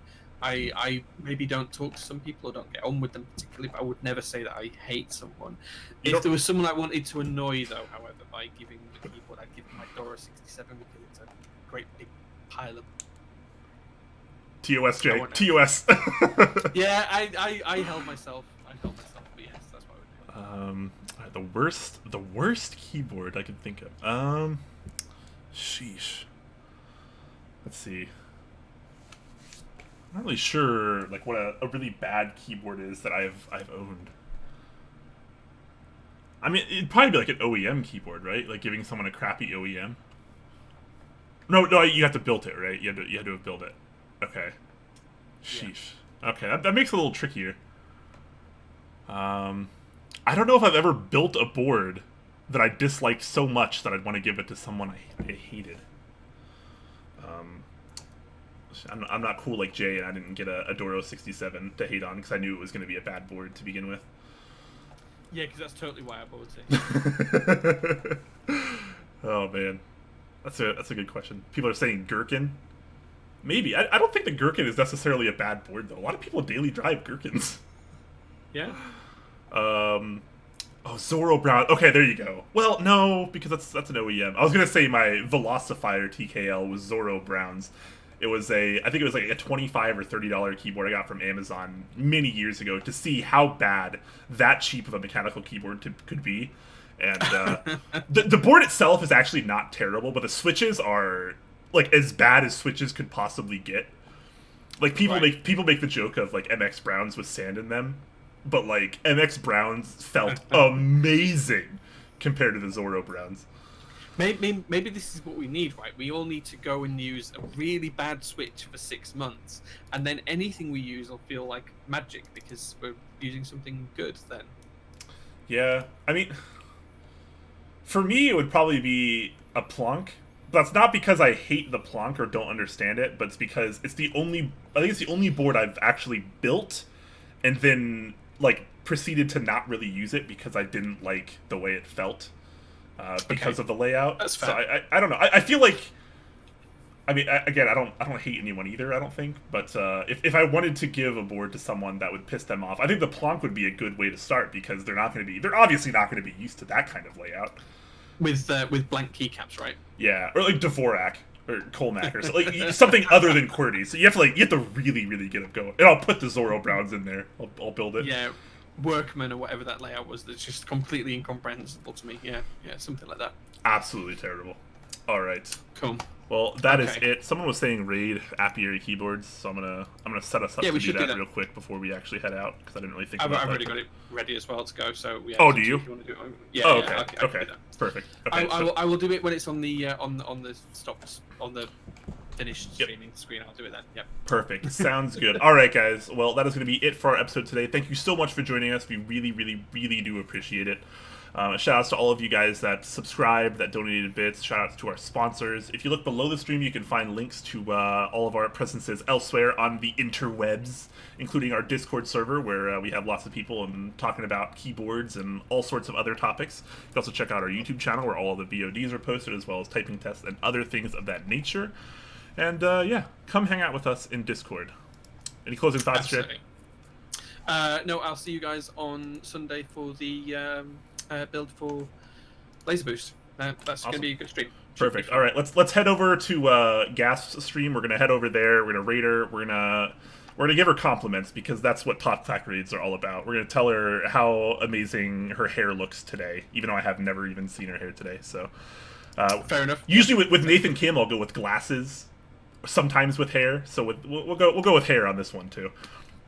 All right. Let's set up the glasses. She doesn't wear glasses. That'd be really funny. Yeah. But anyway, yeah. Yeah. Let's go for No, let's go with glasses. I like that idea.